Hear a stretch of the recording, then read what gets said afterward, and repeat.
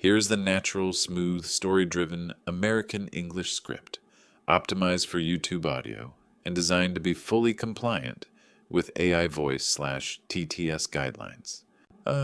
My daughter leaned close to me at the charity gala, trembling as she whispered, "Dad, please, do not tell anyone you are my father. It is embarrassing." She wanted to wipe me out of her life entirely just because I worked as a cleaner. What she had no idea about was that I sacrificed everything for her, shaping her future with my own hands. And tonight, standing on a stage in front of 400 people, I was going to show her who her embarrassing father really was. Welcome, everyone. Please like, subscribe, and let me know in the comments where you are watching from. This is a story about pride and sacrifice, and while all names and events are dramatized, the moral behind it carries a deep meaning. Now, let me take you back to where it all began. The chandeliers above me shone like 1,000 suns. I stood on the stage of the Riverside Grand Ballroom, my worn-out dress shoes resting on the polished hardwood floor. Down below, 400 guests in tuxedos and evening gowns stood up as one. The applause rolled toward me like a tidal wave, deafening and continuous, sending a vibration straight through my chest. I blinked against the spotlight, my hands trembling slightly at my sides, searching through the sea of people for the one face that mattered to me, Jessica. She was sitting at a VIP table just 20 feet from the stage, her face completely pale. Her hands gripped the edge of the white tablecloth so tightly that her knuckles were white. Sitting next to her was a man in an expensive suit, who I assumed was her boyfriend, leaning over to whisper something in her ear. She did not respond. She just stared right at me, eyes wide and unblinking, like she was watching a car crash in slow motion. My 29-year-old daughter, the little girl who used to ride on my shoulders through Golden Gate Park every Sunday, the teenager who cried on my lap when her prom date flaked on her, the MIT graduate whose commencement I could only photograph from across the street because she never gave me an invite. And right now she looked like she wanted the floor to open up and swallow her whole. "Ladies and gentlemen," Richard Harmon's deep voice echoed through the microphone across the entire room. The CEO of Vertex Technologies was standing right beside me, silver-haired, radiating confidence, wearing a tailored tuxedo that probably cost more than my monthly rent. This was the man who saved my life. The applause broke out again. I heard whistles, cheers, and someone shouting, "Thank you for your service." I did not feel like a hero. I felt like an imposter wearing a navy blazer I bought from a thrift store back in 2005 for $15. Richard kept speaking, bringing up Fallujah back in March 2004. An improvised explosive device, a burning Humvee, how I dragged him out of the vehicle even as shrapnel tore through my shoulder. The audience gasped right on cue, whispering in quiet respect, with a few people dabbing the corners of their eyes with cloth napkins. I barely registered any of it. All I saw was Jessica sinking lower and lower into her chair, her complexion turning from pale to sickly white. "What makes Marcus even more extraordinary," Richard continued, placing a hand on my shoulder, "is what I discovered when I finally tracked him down last year. I wanted to run. I wanted to grab the microphone and say, 'Stop. Please. My daughter is sitting right over there on the verge of a breakdown, and I do not know why.' But I did not, because just 2 hours earlier she made me make a promise. At 6:47 p.m. near the coat check area, entered the hall holding champagne flutes, talking about stock portfolios and second homes in Napa Valley. I arrived early, parking my 2008 Honda Civic 3 blocks away so the valet staff would not see it sitting next to the Teslas and Mercedes-Benzes. My jacket carried that faint, musty smell of sitting in a closet for 2 decades. My tie was another thrift shop find, complete with a tiny stain at the bottom that I tried to tuck into my waistband to keep hidden. I was adjusting my tie in front of the hallway mirror when I suddenly heard her voice. "Dad?" I turned around. Jessica was standing 5 feet away, looking like an absolute vision. She was wearing a navy blue evening gown that probably cost more than I made in a month, washing office floors on the night shift. Her hair was swept up, her makeup flawless. She looked like she stepped right out of a magazine, like someone I did not even know. Sweetheart, I smiled, you look... What are you doing here? The words burst out of her, sharp and laced with panic. She took a guilty glance back at the crowded hall, then grabbed my arm and pulled me down the hallway, past the restrooms, and into a small alcove meant for guests to hang their coats. Jessica, I told you, I said, utterly confused. Richard invited me. I am an honored guest. He is recognizing me. I know, her voice cracked slightly. I know what he is doing. Dad, you cannot stay here. What? When they introduce you. When you go up on stage. She stepped closer, tears welling up in her eyes. Please, I am begging you. Do not tell anyone you know me. The world felt like it tilted. I reached out and leaned against the wall to steady myself. What are you talking about? Harrison's family is out there. His parents, they are important people. They think my father is... She paused, biting her lip. They think my father is someone else. Someone else? Dad, please. A tear slid down her cheek, smudging her mascara. Just for tonight. Pretend you do not know me. After the event, we can talk, I promise. But tonight, I cannot do this. I stared at my daughter, the girl I raised all by myself after her mother left when she was 3 years old. The girl I sent $3,000 to every single month for 10 straight years. Money I earned by scrubbing toilets and mopping floors on the graveyard shift. The girl I sacrificed everything for was now pleading with me to pretend she did not exist. Please, Dad. Her voice faded into a quiet whisper. Please do not say you know me. I should have said no. I should have asked her what on earth was going on, why she was lying to these people, and why my own daughter was ashamed of me. But I did not. Because when your child begs you for something, even if it tears your heart to pieces, you give in anyway. All right, I said softly. She gave me a quick hug that lasted barely 2 seconds. Then she wiped her tears, touched up her makeup in a compact mirror, and turned to walk back toward the ballroom, as if nothing had ever happened.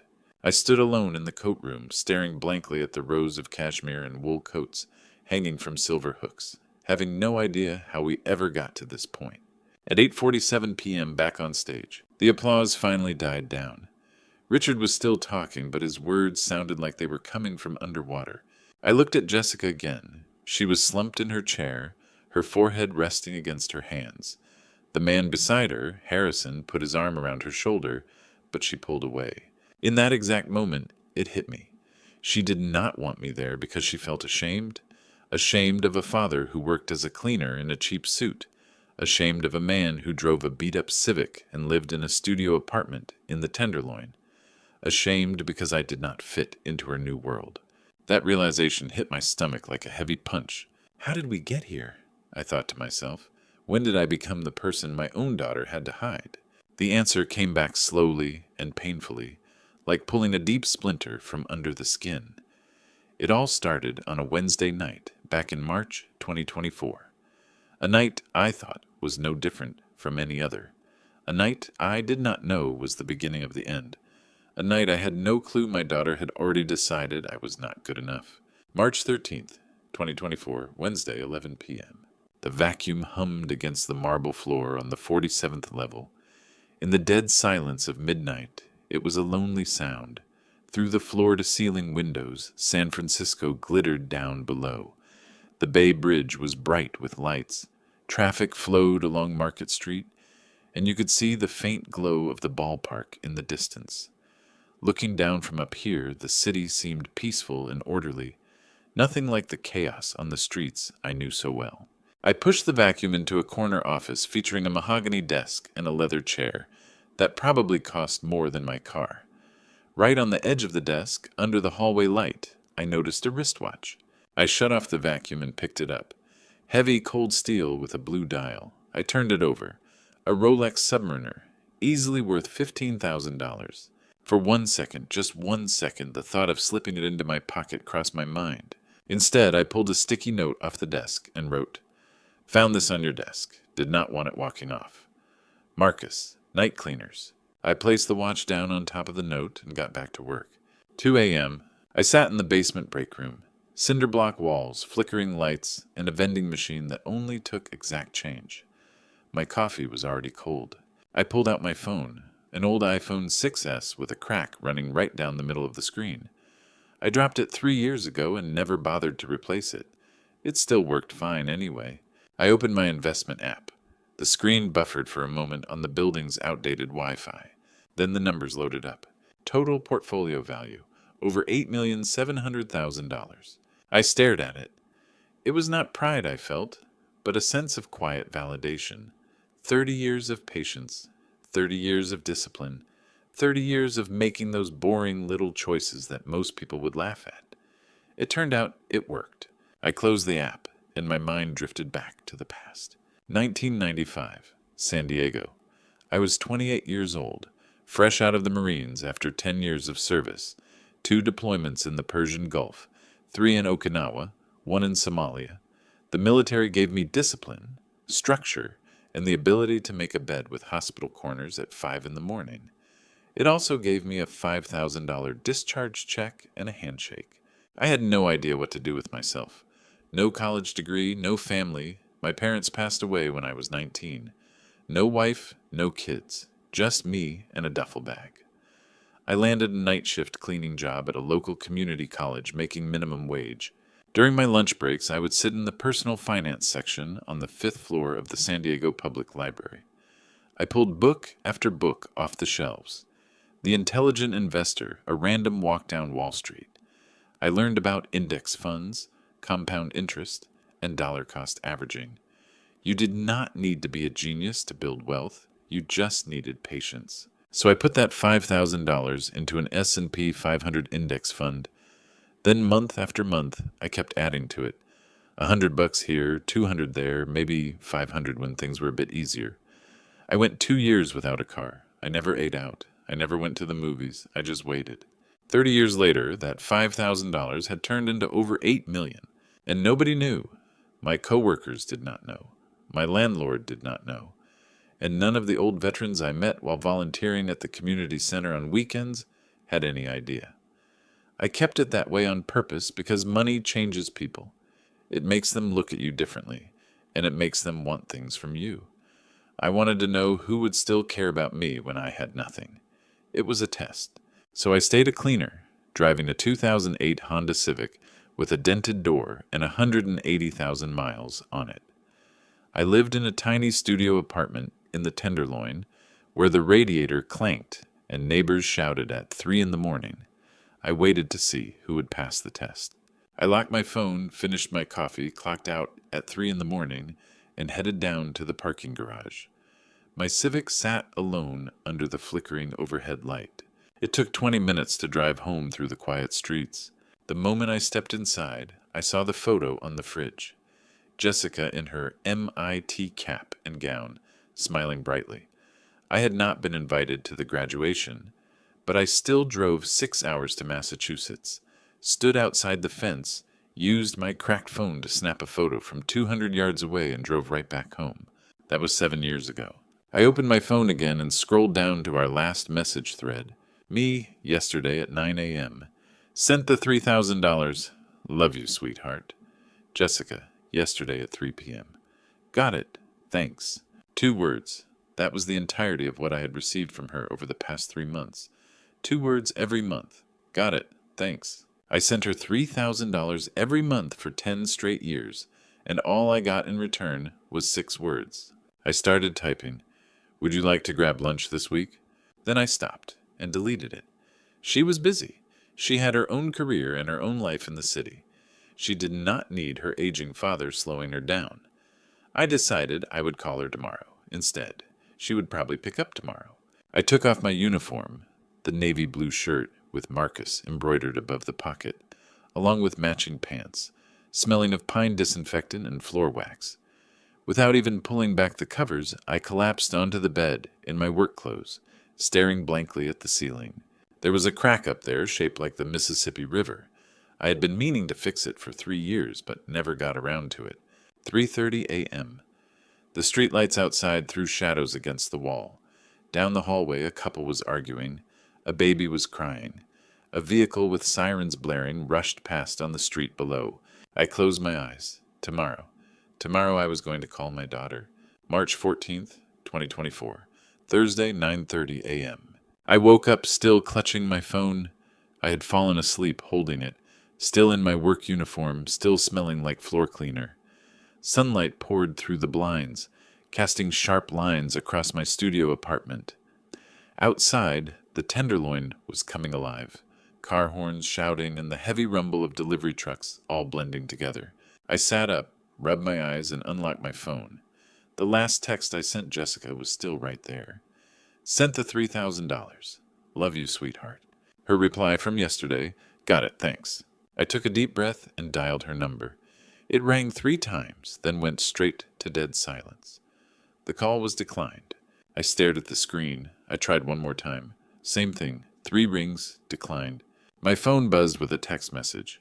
Jessica, in meetings. I will call you later. I typed back, no problem, sweetheart. Whenever you're free. I hit send. Then I waited. I took a shower. Brewed some instant coffee. Stood by the counter eating a bowl of cereal. I checked my phone every 5 minutes. No call back. By noon, I told myself she was just busy. Marketing work meant back-to-back meetings all day. She would call during her lunch break. Lunch came and went. By 3 p.m., I felt sure she would call after work. 5 p.m., nothing. 6 p.m., still dead silence. I sat on the edge of my bed, staring at the phone. My thumb hovered right over her contact name. I could call again, but what if I interrupted her? What if she thought I was being too clingy? I opened a new text message and typed out, I love you. My thumb stayed frozen above the send button. I stared at those 3 words for 2 whole minutes. Outside, the streetlights flickered on. Then I deleted it. She did not need me cluttering up her phone. She would call when she had time. I set the phone down, turned on the TV, and put on an old Western. I was not really watching it. I was just staring at the phone on the coffee table, praying it would ring. It never did. By 8 p.m., I gave up, placed the phone back on the nightstand, lay back down, and stared at the crack in the ceiling. Maybe she really is just busy, I thought to myself. Things will be better next week. What I did not know, and would not find out until months later when everything fell apart, was what my daughter was actually doing while I sat by the phone waiting. Months later, I found some old message backups on my phone. The kind of backups you only think to check when you are desperately looking for answers. The kind stored in the cloud, archived and forgotten. I found 3 texts I had sent her over the previous 2 months. 3 texts marked as delivered. But when I looked at the read receipts, which had been turned on for both our phones ever since she went off to college, I saw the truth. Delivered, unread, deleted. She deleted my messages without even reading them. I kept going through the backups and came across a chat thread I had never seen before. It was between Jessica and a guy named Harrison Blackwell. Harrison, lunch tomorrow?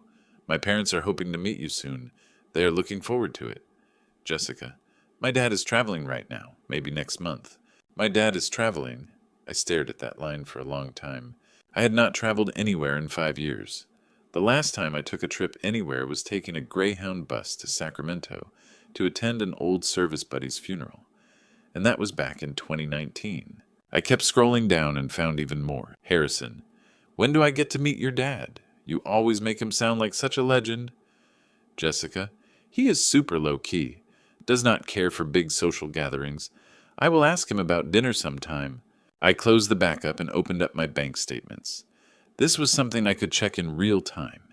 Every month, like clockwork, I sent Jessica $3,000. I'd been doing it for 10 years, ever since she graduated from MIT and moved to San Francisco. She used to say it helped her pay rent, cover her bills, and get her feet on the ground in the city. I pulled up the February statement and looked through her withdrawal history. It was a joint account we set up years ago to make transfers easy. There it was right in front of me. Monthly rent payment, $4,500. $4,500 to rent an apartment in the Marina District. I searched the address listed on the payment records online and saw the building. Glass exterior, a rooftop deck, views overlooking the Golden Gate Bridge. The kind of place I would never even dream of walking into when passing by. The math did not add up. I sent her $3,000 every month. She once mentioned in passing that her take-home pay was around $7,000 a month, making it $10,000 total. Subtracting $4,500 for rent left her with $5,500. That was plenty. She did not need my money at all, yet she kept taking it. I kept digging. I found her social media accounts. I rarely used those things and barely knew how to navigate them, but I could see her public posts. One post from January caught my eye. Coffee with my favorite ladies. So lucky to grow up with such a strong role model. My dad taught me to work hard and stay humble. He invests in real estate up in Napa Valley. Keeps a super low profile, but he is a genius when it comes to finance. Grateful for his advice. I read it 3 times. Napa Valley real estate, a genius with finance. I scrubbed toilets. I mopped floors. I lived in a 400 square foot studio in the worst part of San Francisco, driving a car older than most of her friends. Yet to her friends on social media, I was a wealthy investor dealing in wine country real estate. I leaned back in my chair. This was months later, after everything had unfolded, trying to piece it all together. The deleted texts, the lies to Harrison, the fictional life online, and an apartment she could not afford without my help, all while pretending she could manage it on her own. On that Thursday night back on March 14th, my daughter was not just busy, she was hiding me. But back on that Thursday night at 8 p.m., sitting alone in my apartment, I knew none of this. I just stared at my silent phone, comforting myself with the same lie I had been telling myself for months. She is busy. She will call next week. Everything is going to be okay. I set the phone on the nightstand, closed my eyes, and tried my best to believe it. 3 months slipped away like water through my fingers. I called Jessica twice in April, then once in May. Every call went straight to voicemail. I received 3 text replies in total, consisting of just a few words. Busy. Talk later. On the 1st of every month, I still sent the $3,000 right on time, and I still received the same 2-word reply. Got it. Thanks. I told myself she was pushing hard for her career, finding her footing in the city, and that she would come around eventually. June 21st, 2024, Friday, 7 p.m. I pushed my mop across the floor in smooth, rhythmic strokes on the 5th level of the Vertex Technologies building. The place was totally deserted, just me, the quiet hum of the ventilation, and the city lights coming alive outside as the sun set over the Pacific. My phone vibrated in my pocket. I pulled it out and saw her name, Jessica. Dad, can you send the money to the old account? My heart did a quick flutter. Dropping my mop, I sat right down on the damp floor, opened my bank app with shaky fingers, typed in $3,000 and hit transfer. Transaction initiated. Processing.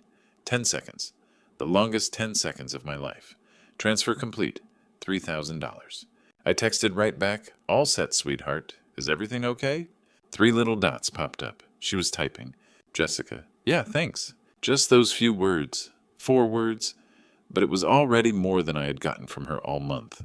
I stared at the screen, looking at the transfer complete, $3,000 notification, her name, and those 2 brief sentences that felt like a lifeline. Picking my mop back up, I got to work, repeating the same thing to myself that had been keeping me going for months. As long as she is happy, that is all that matters. What I had no clue about, until way later, when my world came crashing down, was what my $3,000 actually paid for that night. Months down the road, after everything blew up, Harrison Blackwell sat across from me at a coffee shop in North Beach. His cheeks were hollow, and he had lost a ton of weight. He looked 10 years older than he did in the pictures. I need you to understand something, he said. On the night of June 21st, I thought I had found the woman I was going to marry. He laid out the whole story. I just listened, my heart breaking piece by piece with every single word. That night was at the French Laundry in Napa Valley. Harrison had booked the table 3 months in advance. The French Laundry, 3 Michelin stars, $400 a plate. It was the spot to propose. He picked Jessica up at 6, taking his Tesla up Highway 101 through Marin County, across the Golden Gate Bridge, and into wine country just as the setting sun painted the hills gold. They sat at a corner table with a white tablecloth and lit candles, while the sommelier recommended a bottle of Napa Cabernet that cost more than a month of my rent. Harrison was a mess of nerves. He brought his parents along, William and Eleanor Blackwell. This was the big introduction, the meet the parents dinner, meaning things were getting serious. So, Jessica, Eleanor smiled over her wine glass, tell us about your family. Harrison mentioned your mother passed away. Jessica nodded and took a sip of water. When she spoke, her voice was soft and laced with sorrow. My mother passed away when I was very young. My dad raised me all on his own. That part was technically true. Jessica's mom walked out when she was 3, packing her bags one morning in 1999 and leaving. I never heard from her again. I raised Jessica single-handedly, working double shifts, learning how to braid her hair from YouTube videos, and showing up to every single parent-teacher conference in my work uniform. But then Jessica added something else. My father died 2 years ago, a car accident. Harrison reached across the table and squeezed her hand. I'm so sorry. William Blackwell, 53 years old, CEO of Blackwell Defense, a man who built a military contracting empire from the ground up, leaned back in his chair. He had silver hair, sharp eyes, and a presence that could hold down an entire room. I'm sorry for your loss, he said. Losing a parent changes a person. Jessica nodded, tears gathering in her eyes. Real tears. Harrison told me later he had never seen her look so vulnerable. Sounds like he was a good man, William continued. What did he do for a living? Jessica hesitated. Just for a second, then she said, he was a consultant, did financial planning, kept a really low profile, never cared for the spotlight. William gave a little laugh. Smart man, I respect that. Then William did something Harrison said he rarely ever did. He shared a personal story. You know, William said, when I was 18, I thought I was hot stuff. Joined the Marines back in 1990. Thought I knew it all. Then I ran into an instructor at Camp Pendleton. Toughest guy I ever met. He broke me down completely, tore me to pieces, and built me back up into who I am today. William looked down at his glass. I do not even remember his name. That was 34 years ago. But I still think about him sometimes. Wish I could find him, thank him, and let him know the kind of impact he had on my life. Jessica smiled politely and shifted the conversation. Harrison leaned over the table, looking right into her eyes. One day you are going to make the most incredible wife, he said. Harrison told me later that Jessica blushed, held his hand tight, and said, thank you. He mentioned he had already bought the ring by then. As for me, back on that night, I did not know a single thing about any of this. I was sitting in the basement break room at Vertex Tech, eating a turkey sandwich from a gas station and staring at my phone. Transfer complete, $3,000. I thought about texting her again to ask how she was doing or what her plans were for the night, but I did not want to be a pain. I did not want to be that needy, clingy father who could not let go. So I just sat there, finished my sandwich, clocked out at 11, and drove my Civic home through the quiet streets. Old country music played on the radio, Hank Williams, Johnny Cash, songs about being lonely, open roads, and people walking away. I parked outside my Tenderloin apartment building, sat in the car for a minute, and gave my phone one last look. No new messages. I walked inside, climbed the stairs to my studio, and lay on the bed without even taking off my uniform. At least she still texts me, I thought. At least I am still a part of her life. I had no idea my daughter had just told her boyfriend, the man she planned to spend the rest of her life with, that I was dead. I had no idea she had erased me completely. October 13th, 2024, Sunday, 6 p.m. I sat on the edge of my bed, the same one I had been sleeping on for 15 years, eating a 99-cent cup of instant chicken ramen from the corner store. It was my third night in a row having the exact same dinner. My phone rested on the nightstand, its screen dark and silent. I kept staring at it while I ate. I picked it up and opened my texts. The last time I messaged Jessica was 4 days ago. Sent the $3,000. Love you, sweetheart. Her reply, got it, thanks. I started typing, have you had dinner yet? My thumb hovered right over the send button. I read it 3 times, then deleted it. Set the phone back down. She was busy. She had her own life. She did not need her old man checking up on her like she was 12. I finished my noodles, tossed the empty cup in the trash, and lay on the bed staring up at the crack in the ceiling, the one shaped like the Mississippi River. What I did not know, until months later when everything came crashing down, was where my daughter was that night. Months later, Eleanor Blackwell showed up at my apartment. She insisted on coming, saying she had to see with her own eyes how I lived. Sitting on my only chair, a cheap folding chair from Target, holding a chipped mug of microwave-heated tea, she told me about that night on October 13th. She cried as she spoke. I do not think I had ever seen anyone look so ashamed. That night was at the Blackwell Mansion in Pacific Heights. Jessica arrived at 7. Eleanor said she looked gorgeous. A navy dress, styled hair, the kind of polished look that only money can buy. But Eleanor did not know the truth. She did not know that dress was bought with the money I sent her. She did not know Jessica's $4,500 apartment in the marina was paid for using my $3,000 combined with her $7,000 salary. She did not know Jessica walked into that mansion wrapped in a mountain of lies. The Blackwell house looked straight out of a magazine. 4 floors, Victorian style, overlooking the bay. The dining room had a table that seated 12, a crystal chandelier, and chinaware passed down through 3 generations of the Blackwell family. 4 people sat down for dinner that evening. William Blackwell, 53, CEO of Blackwell Defense, a self-made man who built a $100 million military contracting company. Eleanor, 51, on the board of the San Francisco Symphony, warm and full of grace. Harrison, their 33-year-old son, sat beside Jessica with his hand resting on hers. And Jessica, 29, my daughter, playing her part. Jessica, William said, slicing his steak, tell us about your father. Harrison says you rarely mention him. Eleanor told me Jessica's smile did not flicker for even a second. My dad was a financial advisor, Jessica said effortlessly. Kept a really low profile. Did mostly real estate investments up in Napa Valley. He was very private and never liked drawing attention to himself. William nodded. Smart man. I respect that. In my field, the more you talk, the more trouble you invite. Sounds like your dad and I would have gotten along great. When do we get to meet him? Eleanor asked. We would love to host him for dinner. Jessica took a sip of water. He travels a lot. Actually, he is out of the country right now, maybe around the holidays. Eleanor told me later she had never heard anyone lie so effortlessly. The conversation moved on. Wine, politics, Harrison's work. Then William leaned back in his chair and brought up a memory. You know, William said, looking at Jessica, when I was young, really just a kid, I joined the Marines. Thought I was tough. Thought I knew everything. He swirled his wine, staring into the glass. I had a mentor, an instructor who was the toughest guy I ever met. He did not baby us, did not tell us how special we were. He broke us down completely, then built us back up.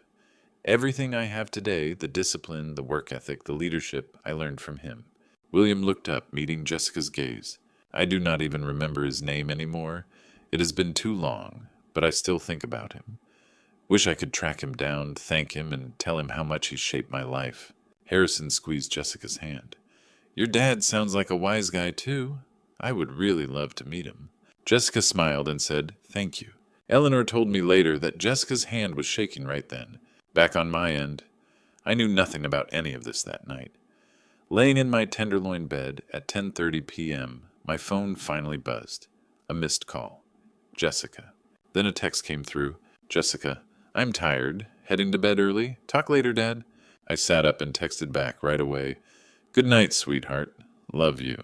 I waited for a reply. 5 minutes, 10 minutes, 15. Nothing.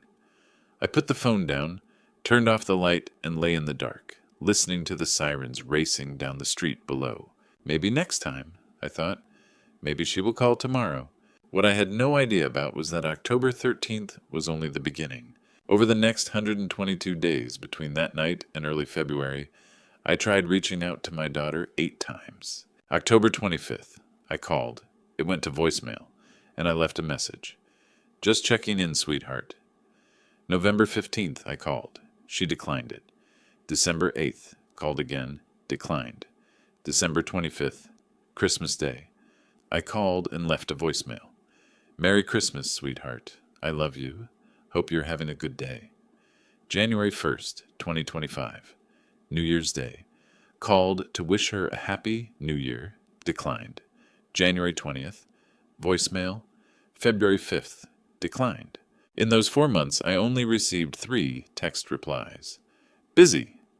Talk later. Love you too, Dad. Just a tiny handful of words. I still sent the $3,000 right on time on the 1st of every month. November 1st, December 1st, January 1st, February 1st, accurate as clockwork, and every time I got the exact same response. Got it? Thanks. I kept telling myself she was under a ton of pressure, building her career, trying to make a living. Once things settled down, she would come back around. I had no clue she was building something else entirely, something that did not include me at all. February 12th, 2025, Wednesday, 10 p.m. I was down on my knees on the 42nd floor of Vertex Tech, scrubbing hard at a coffee stain on the carpet near a conference room, when my phone buzzed in my pocket. Sitting back on my heels, I pulled it out and saw her name. Jessica. Dad, can you call me tomorrow morning? I stared at the screen, reading it 3 times to make sure it was real. It was the first message I had received in 2 weeks. For the first time in 4 months, she was the one asking me to call her, instead of me begging for a tiny crumb of her attention. Ever since October, since that Sunday night, I'd been sitting alone eating 99-cent noodles. I called her 8 times, only to get voicemail or have her decline. I received 3 texts in total. Busy. Talk later. Love you too, Dad. I sent $3,000 on the 1st of every month, November, December, January, February, and got the same 2 words every time. Got it. Thanks. But this was different. She actually wanted to talk to me. My hands trembled as I typed, "Of course, sweetheart. Is 9 a.m. okay?" 3 dots appeared instantly. Jessica, 10 a.m. is better. Thanks, Dad. I smiled so wide my face felt stiff. Clocking out at 2 in the morning, I drove home through the empty streets with the radio turned up high, humming along to songs I did not even know the words to. Getting back to my apartment at 3 a.m., I lay on the bed in my work clothes, staring up at the ceiling. I was too excited to sleep and could not stop smiling. At 10 in the morning, my daughter wanted to talk to me. Maybe she missed me. Maybe she finally had time. Maybe things were finally turning around. I set my alarm for 9, closed my eyes, and tried to settle my mind. Tomorrow, I thought. Tomorrow I get to hear her voice. What I did not know, and would not discover until months later when everything exploded after the gala, was what my daughter was actually planning. Months down the road, a woman named Margaret Walsh came to see me. She was 45, a senior corporate litigation attorney at a firm in the financial district. Sharp suit, keen eyes, the type of person who never wasted a second. She sat in my apartment, my tiny tenderloin studio that smelled of floor cleaner, and opened her laptop. "Mr. Thompson," she said, "I need to show you something. This is going to hurt, but you need to see it." She turned the screen toward me. It was a saved, unsent email draft recovered from Jessica's corporate email server during a routine IT audit. 2. Info at a talentcasting.com.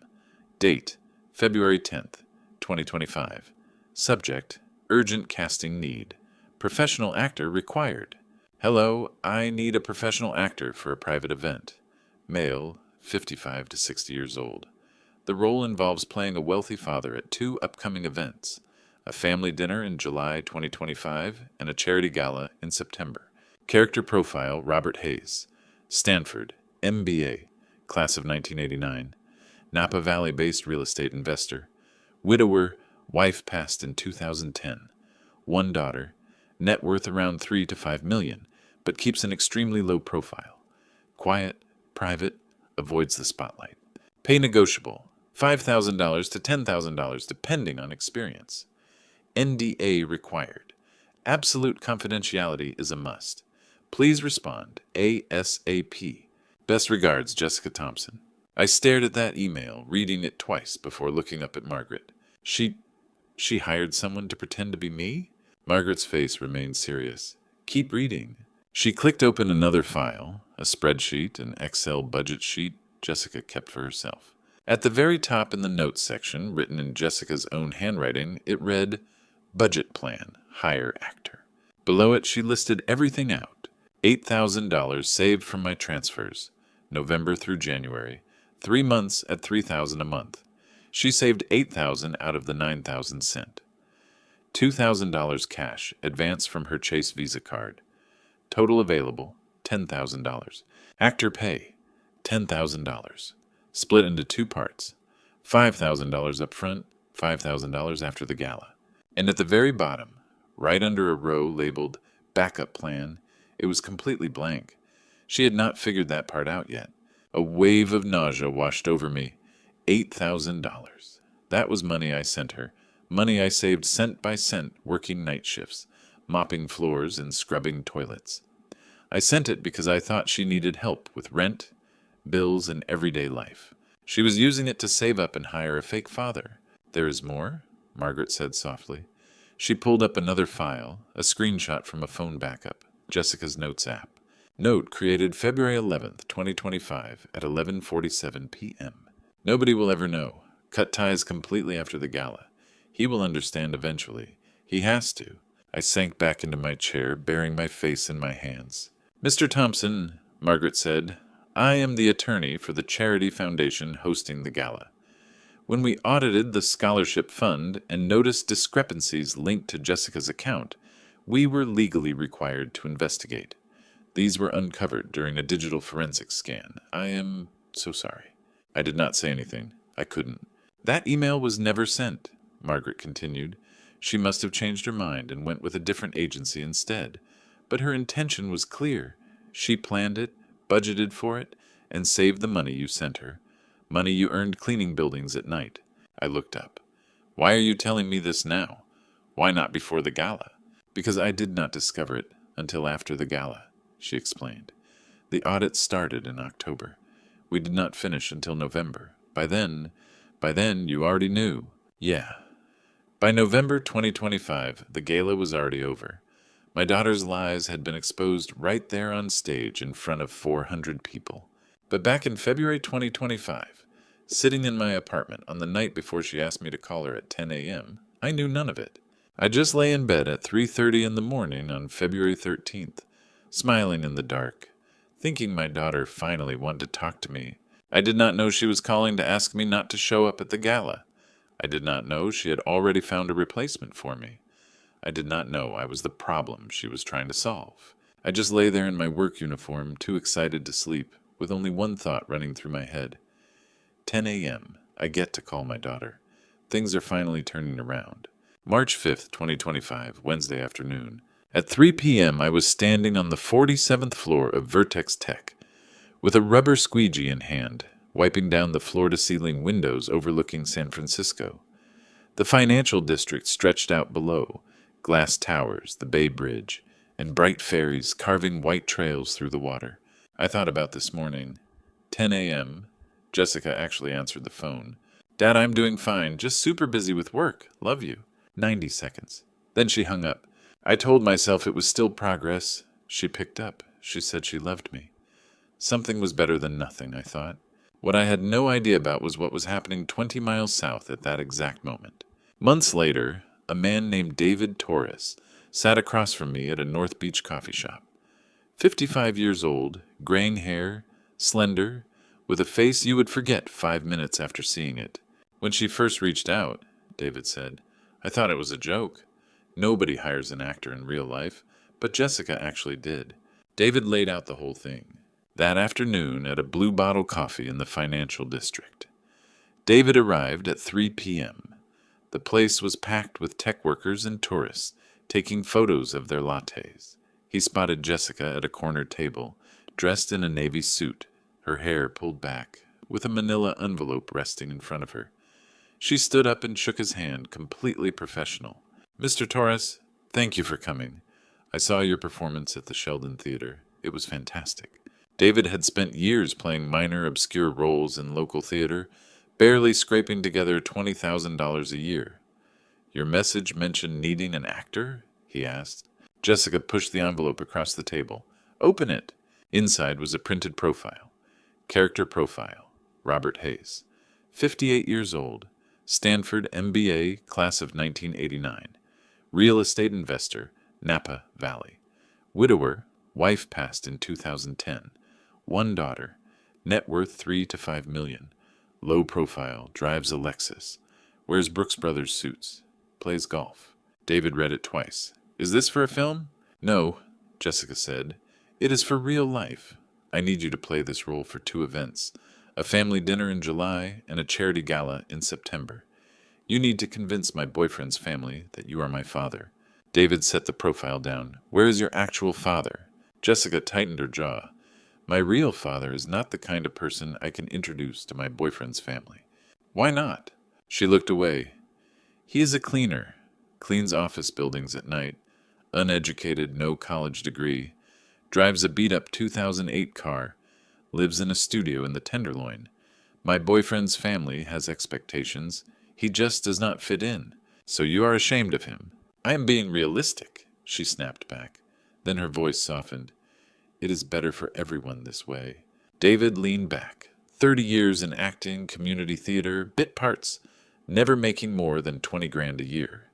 What is the pay? Jessica pushed a second envelope across the table, much heavier. $5,000 in cash right now. David opened it, stacks of $50 bills. Another $5,000 after the gala, Jessica continued, plus expenses reimbursed. But you have to sign an NDA. You cannot tell anyone. If you breach it, you repay everything plus penalties. She pulled out a document. 3 full pages, single-spaced. David thought about his rent. 3 months overdue. His car. Received a repossession notice just last week. He picked up a pen, signed it, counted the bills, folded them into his pocket, and shook her hand. When do we start? Jessica finally offered a smile. Tomorrow. We have 4 months. By September 5th, you need to completely become Robert Hayes. David nodded, walking out of the coffee shop with $5,000 in his pocket, wondering what kind of father could make a daughter harbor so much resentment. Back to me that afternoon. I had no idea about any of it.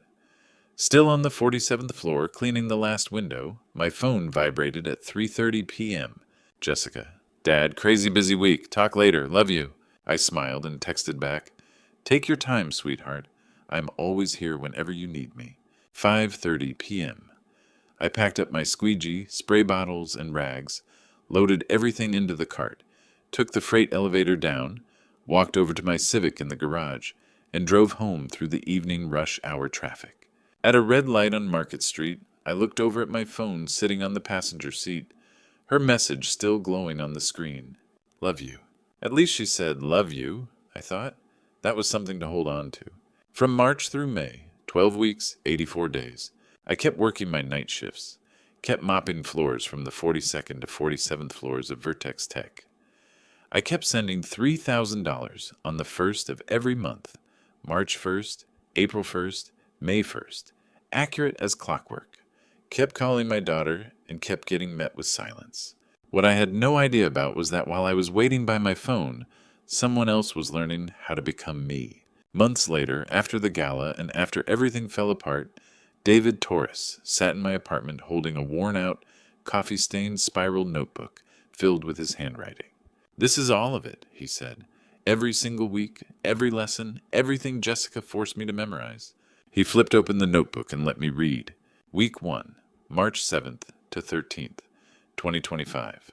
Day 1, 5th floor of the San Francisco Public Library in the Personal Finance section. Jessica's assignment, learn the fundamentals.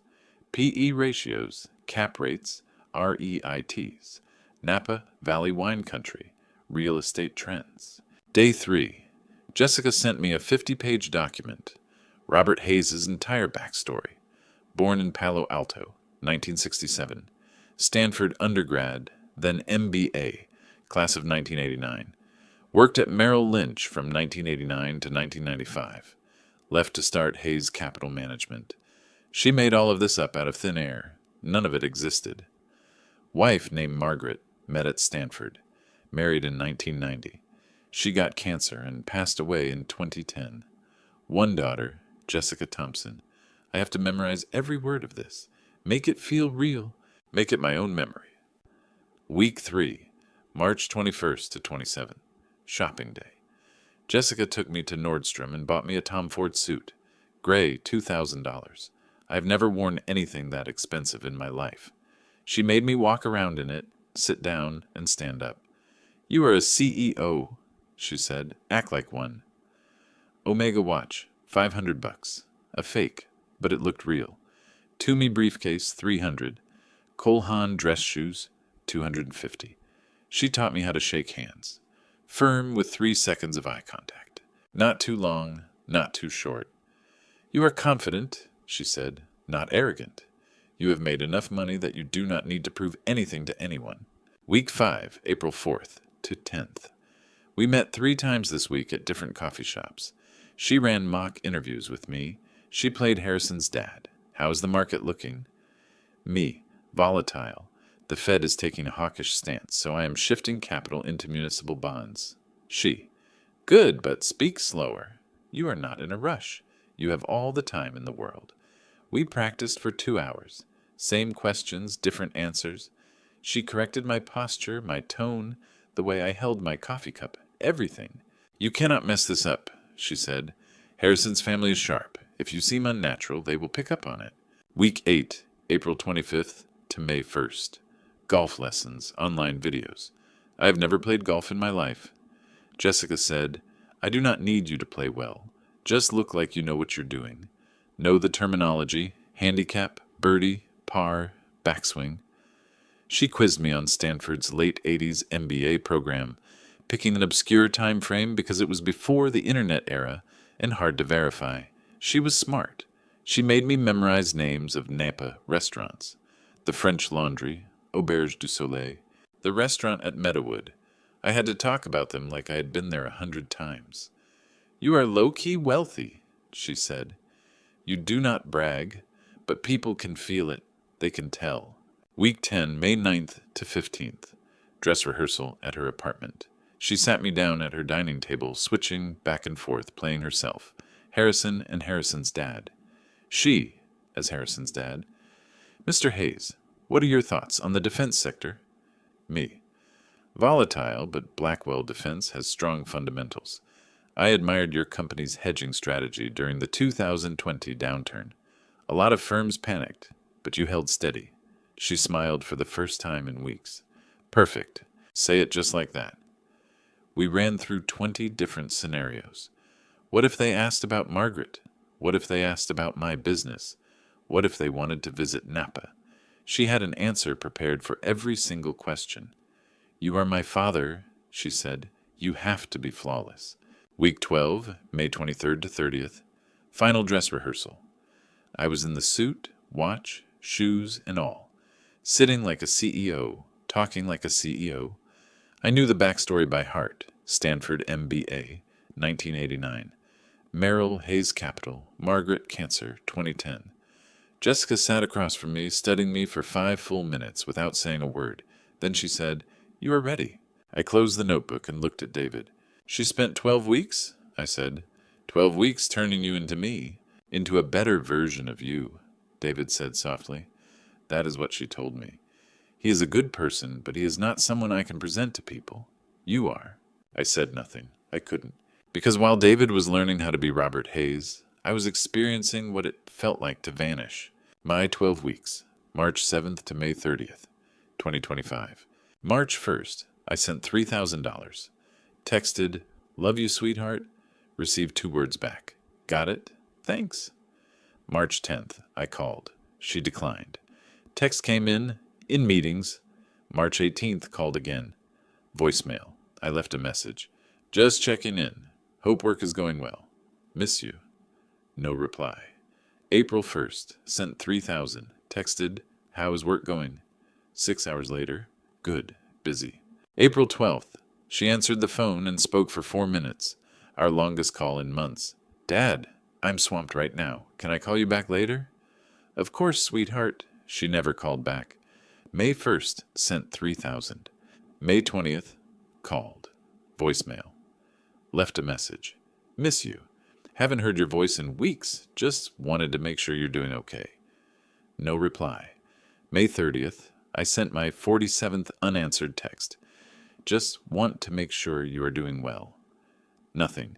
In those 12 weeks, I called 9 times. She answered twice, totaling 4 minutes of conversation. The other 7 calls went straight to voicemail. I sent countless texts saying, love you. How is work? And just want to make sure you're doing well. Getting back a grand total of just 6 words. Got it. Thanks. And good busy. I kept sending the $3,000 on the 1st of every month. because that is what a father does. They provide, they wait, and they hold on to hope. I had no idea my money was paying for the suit David wore, the watch, the shoes, the briefcase, the lessons, everything she used to replace me. On the night of May 30th, I just lay in bed staring at those 47 unread messages, comforting myself with the same line I had been using for 12 weeks. She is busy. She is building her life. She will come around. 12 weeks. My daughter was further away from me than ever, but I was still right here. June 2nd, 2025, Monday, 9:30 a.m. I was in the basement break room eating a gas station breakfast burrito, scrolling through the ignored texts I had sent Jessica 3 days prior. Suddenly the landline phone on the wall rang, the old phone that only rang when management had an issue. I picked it up. Night cleaning, this is Marcus. Marcus. The voice was familiar and formal. This is Richard Harmon. Can you come up to my office on the 47th floor? I almost dropped the receiver. Richard Harmon, the CEO, calling me directly. Sir, is everything okay? Did I do something wrong? No, nothing like that. I just need to speak with you. Are you free right now? I looked down at my navy blue cleaning uniform, stained with sweat. The embroidered name above my pocket faded. I'm not really dressed appropriately. You look fine. Please come on up. The line went dead. I stood there, my heart pounding for 10 solid seconds. In my 5 years at Vertex, I had never been called to the executive floor during working hours. Never been called into Richard Harmon's office. Night workers were invisible. That was the rule. I tossed the burrito wrapper in the trash, wiped my hands on my pants, and took the elevator up. The 47th floor during the day was completely different from the night, bright and bustling with people in suits moving between glass-walled conference rooms. I felt like an alien, a cleaner stepping into the corporate world. Richard's assistant, a young woman with neatly styled hair and a headset, smiled at me. Mr. Thompson, he is waiting for you. Please go right in. I knocked, heard a come in, and pushed the door open. Richard was standing behind his desk. 56 years old, silver-haired, impeccably tailored suit, a man whose sheer presence commanded the room. But when he saw me, he smiled, walked around his desk, and held out his hand. Marcus, thank you for coming up. Please sit. He pointed to a leather chair across from his desk. I sat down, feeling the leather creak underneath me, feeling entirely out of place. Richard sat across from me, leaning forward with a serious expression. I need to ask you something, he said, and I need you to say yes. He pulled a thick cream-colored envelope from a drawer, my name written on it in gold calligraphy. I opened it. Inside was an invitation printed on cardstock as thick as wood. Heroes Among Us, Bay Area, Veterans Charity Gala. Date: Friday, September the 5th, 2025, 6 p.m. Location: Riverside Grand Ballroom, San Francisco, California. VIP guest, special guest of honor, Marcus Thompson. I read it twice and looked up. Sir, I think there has been a mistake. There is no mistake. But I am just Marcus. Richard's voice grew firm and steady. You saved my life. I set the invitation down. Sir, that was 21 years ago. I was just doing my job. Fallujah, Richard said. March 15th, 2004. Do you remember? I did not want to remember, but I nodded anyway. Our convoy hit an IED, Richard continued. The Humvee in front of us flipped and caught fire. I was in the back seat. My leg was pinned. Smoke filled the cab, and I could not breathe or move. I thought I was dead. He looked at me, eyes watering. You dragged me out. You ran into the fire while your body armor was smoking. You took shrapnel to your shoulder while pulling me free. He pointed to my left shoulder. Under my uniform, I was wearing a T-shirt. The scar was still clear, jagged, white, 4 inches long. And I was 35 years old, Richard said. You gave me an extra 21 years of life, a wife, 2 kids, and this company. Everything I have exists because of you.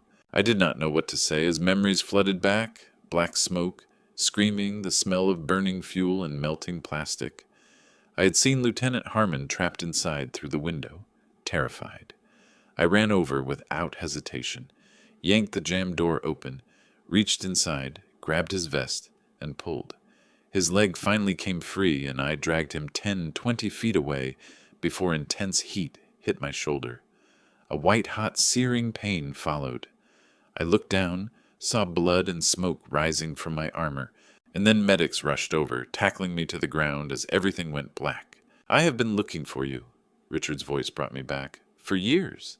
I knew your name, Marcus Thompson, Gunnery Sergeant, but after you were discharged, you vanished. No social media, no online trace, nothing." He leaned back. 3 years ago, when I became CEO of Vertex, I did something crazy. I hired every cleaning company in San Francisco, rotating contracts, telling them I was looking for a Marine named Marcus Thompson. I stared at him. "You hired every cleaning service in the city just to find me? Last year I saw your name on the payroll. Night cleaner, Marcus Thompson." I could barely believe it. I pulled your file and checked your service record. "You are a decorated man, Marcus. Bronze Star, Purple Heart, 2 tours in Iraq, 1 in Afghanistan, and yet you are washing toilets in my building." "I like the work," I said softly. "It is honest labor." Richard's voice was sharp at first, and then softened. "You are too humble. You always have been. But this gala is for veterans' causes. We raise funds to help struggling vets, and I want to honor you publicly. 400 guests at $500 a plate. You will sit at the head table. I am going to tell your story and show them what you did for me." I looked down at the invitation, seeing my name printed in gold letters. "Sir, I am just a cleaner. Nobody is going to care." "I care," Richard said, his voice thick with emotion. "And after the gala, everyone will care. Please, Marcus, say yes." Sitting there, I thought of Jessica, how she had not returned my calls in weeks, how distant she had become. I thought that maybe, just maybe, if she knew I was being honored, if she saw people respecting me, if she realized I was more than just an embarrassing cleaner, she might finally be proud of me. "All right," I said, "I will be there." A massive smile broke across Richard's face. He stood up and held out his hand. I stood and shook it. "Thank you, Marcus. This means the world to me." At 11:30 a.m., I left his office carrying that invitation like it was made of glass. I took the elevator down to the basement, pulled out my phone, and called Jessica. It rang and rang before going to voicemail. "Hi, this is Jessica. Leave a message." "Sweetheart," my voice trembled with excitement. "It is Dad. I have some great news, wonderful news. Can you give me a call back? I want to tell you about something. Love you." I hung up and looked at the invitation again. September 5th, 3 months away. I pictured Jessica sitting at the head table watching me get honored, watching people stand up and applaud, seeing that her father was not just a cleaner, but someone who did something truly extraordinary. Maybe this changes things, I thought. Maybe she will finally be proud of me. July 12th, 2025, Saturday, 6:30 p.m. I sat alone in my apartment eating cold pizza straight out of the box. The last 4 slices left over from Thursday night. The cheese had gone rubbery and the crust was hard, but I did not bother heating it up. Outside, the tenderloin was noisy as usual for a Saturday. Car horns, distant sirens, pedestrians shouting on the street below. An old photo album rested on my lap. I slowly flipped through pages I already knew by heart. 5-year-old Jessica wearing a pink princess dress for Halloween, made by her mother. The smile on her face was pure, unguarded joy. 10-year-old Jessica on her first day of 5th grade, carrying a backpack nearly as big as she was, standing on the steps of our old apartment. She waved at me before running to catch the school bus. 22-year-old Jessica at her MIT graduation on June 9th, 2018. I took that photo myself. I left San Francisco at 3 in the morning, drove 6 hours to Cambridge, Massachusetts, and arrived before 9.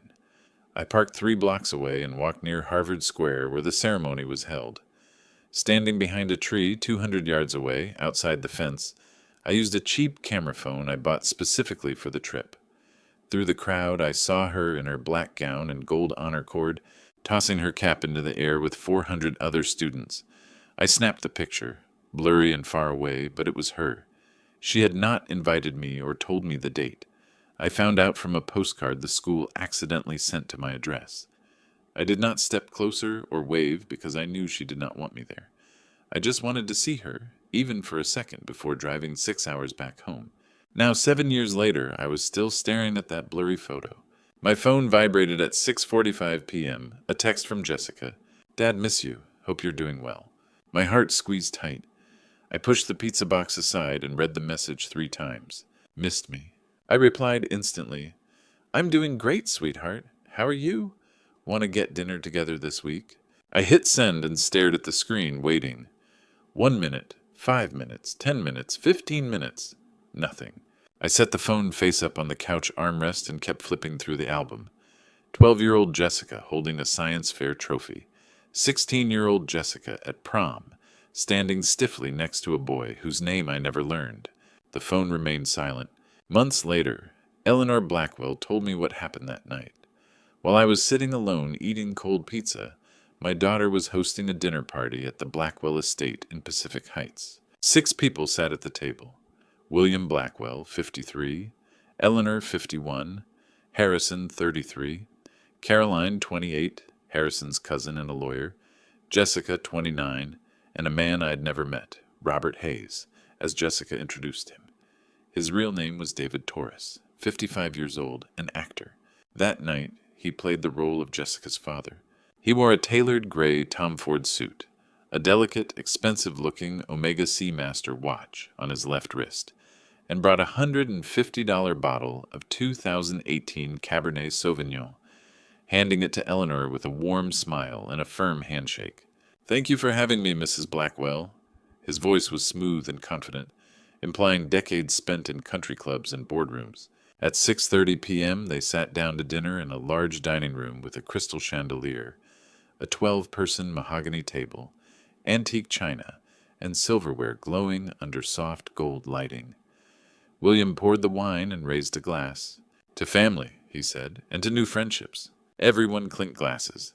David, playing Robert Hayes, smiled and nodded. Eleanor asked about his work. I deal in commercial real estate, David said fluidly. Mostly in Napa Valley. Small-scale developments, boutique hotels, winery assets, low-profile investments. William leaned forward, interested. How did you weather the 2008 crash? David did not hesitate. It was rough, he gave a self-deprecating laugh. Lost about 40% in 2009. Took nearly 10 years to recover, but I learned a lot. Diversified and became much more conservative with leverage. William nodded approvingly. Smart. A lot of people did not survive that storm. Eleanor turned to David with a gentle expression. Jessica mentioned that you are a widower. David's expression shifted slightly, displaying a flash of practiced sorrow. Yes, he said softly. My wife Margaret passed away in 2010. Cancer. It has been 15 years, but Jessica was my rock through it all. He glanced at Jessica. She smiled and reached over to hold his hand. Eleanor's eyes watered. You raised an incredible daughter. I did my best, David said. Harrison spoke up. Did you ever serve, Mr. Hayes? David shook his head. No, I wanted to, but an old high school football injury left me with a bad ankle. Rated 4F, didn't even pass the physical. William nodded. Understood. My father served in the Navy. I hold immense respect for anyone who tried. The conversation continued through politics, wine, and the economy. David handled every topic smoothly, laughing at William's jokes, complimenting Eleanor's cooking, and speaking about Stanford's late 80s MBA program as if he had actually attended. By 10 p.m., dinner was wrapping up. William stood and shook David's hand firmly. Robert, it was a pleasure. Let's do this again soon. Of course, David said. Thank you again for your hospitality. Jessica walked him to the door. Eleanor watched them leave, then turned to William. He is wonderful, she said softly. Jessica is very lucky. At 10:15 p.m., my phone vibrated. I had been staring at that MIT photo for over 3 hours. Jessica finally replied, Hey, Dad. Sorry, this week has been crazy. Let's try for dinner next week instead. I will check my schedule and let you know. I read it twice and replied, Sounds good, sweetheart. Whenever you have time, love you. No response. At 10:30 p.m., I set the phone on the couch and looked at the MIT graduation picture one last time, the blurry figure 200 yards away, tossing her cap into the air alongside 400 other students. She was busy building her life, while I belonged strictly to her past. July 13th, 2025, Sunday, 8 p.m. I sat on the couch watching an old Western on TV, John Wayne riding across a dusty plain, not really paying attention. The phone on the coffee table vibrated with a social media notification. I picked it up. I rarely use the app, only checking it every few weeks to see Jessica's posts.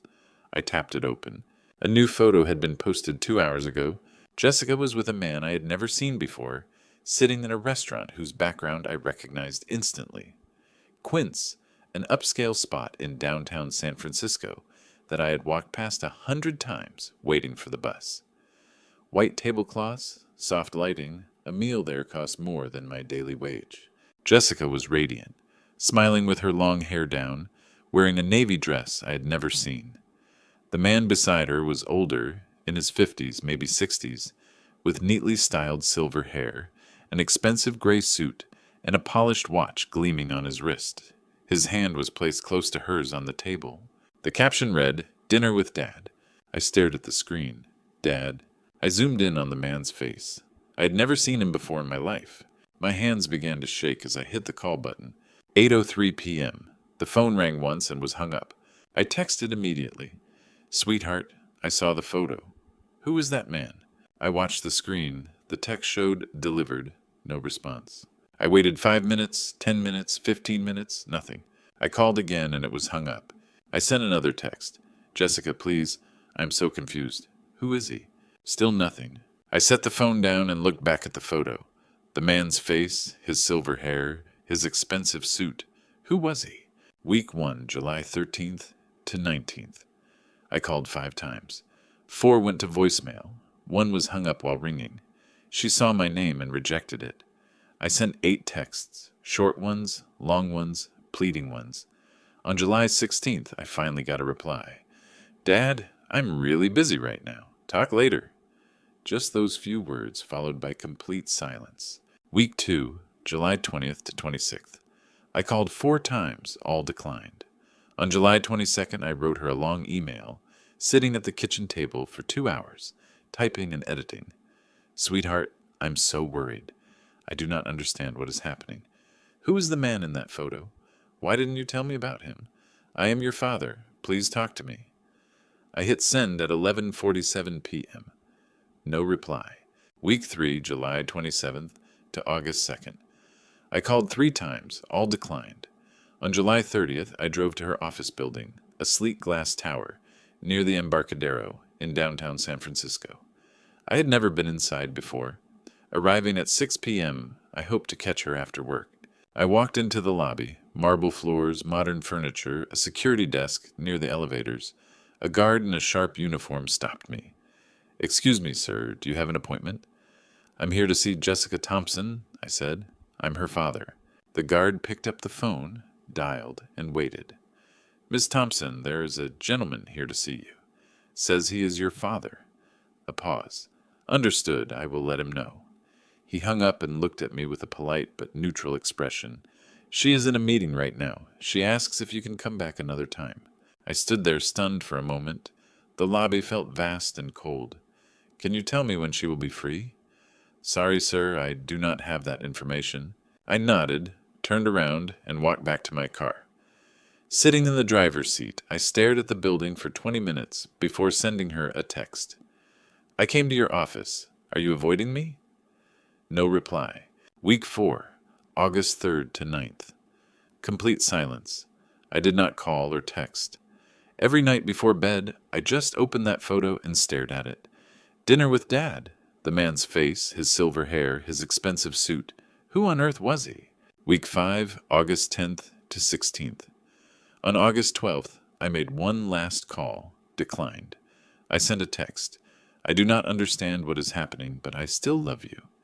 No reply. Back on July 10th, I had received a notification from my bank app showing a withdrawal from Jessica's account, the joint account I set up years ago and deposited money into every month. $5,000. I stared at that number, having no idea what it was for. Rent, tuition, or something else? I wanted to ask her, but she was ignoring me. Weeks 6 and 7. August 17th to September 1st. I stopped trying. Every night, I sat on the dark couch, opened my phone, and looked at that photo. Dinner with Dad. I thought back over all the years of effort I put in just to stay in her life. The money sent, the unreturned calls, the ignored texts, the MIT graduation from 200 yards away.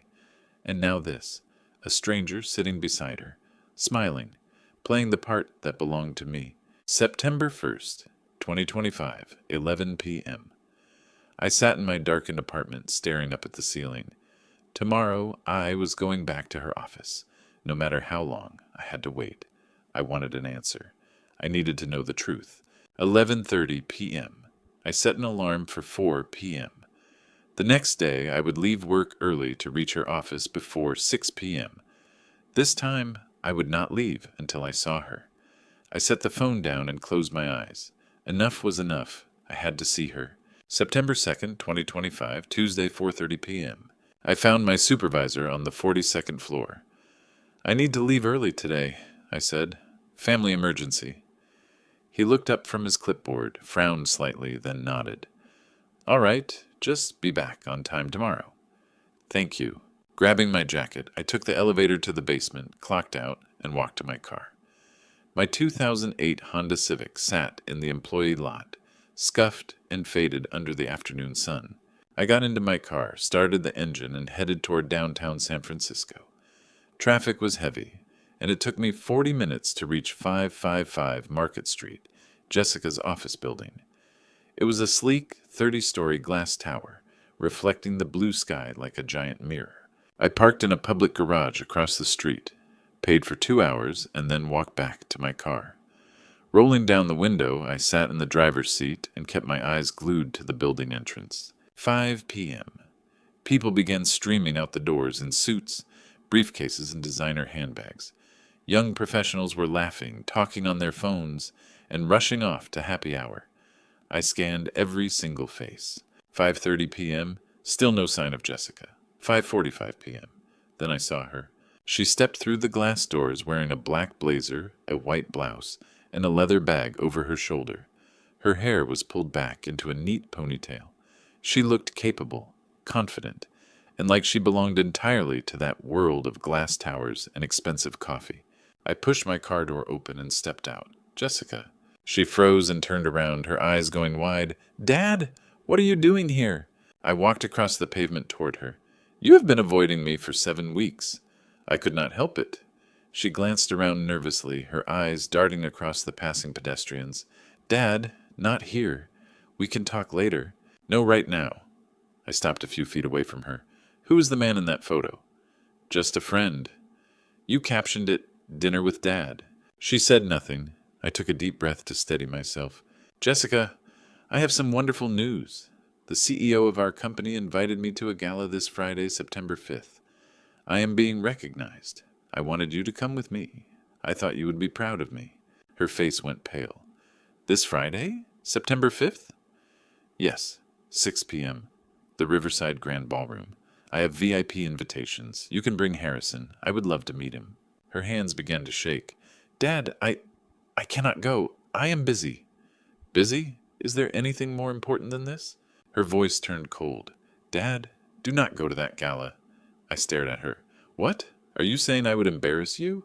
Those words felt like a slap in the face. I could barely catch my breath. She kept going, her voice trembling but firm. "Dad, you are a cleaner. Harrison's family is very wealthy.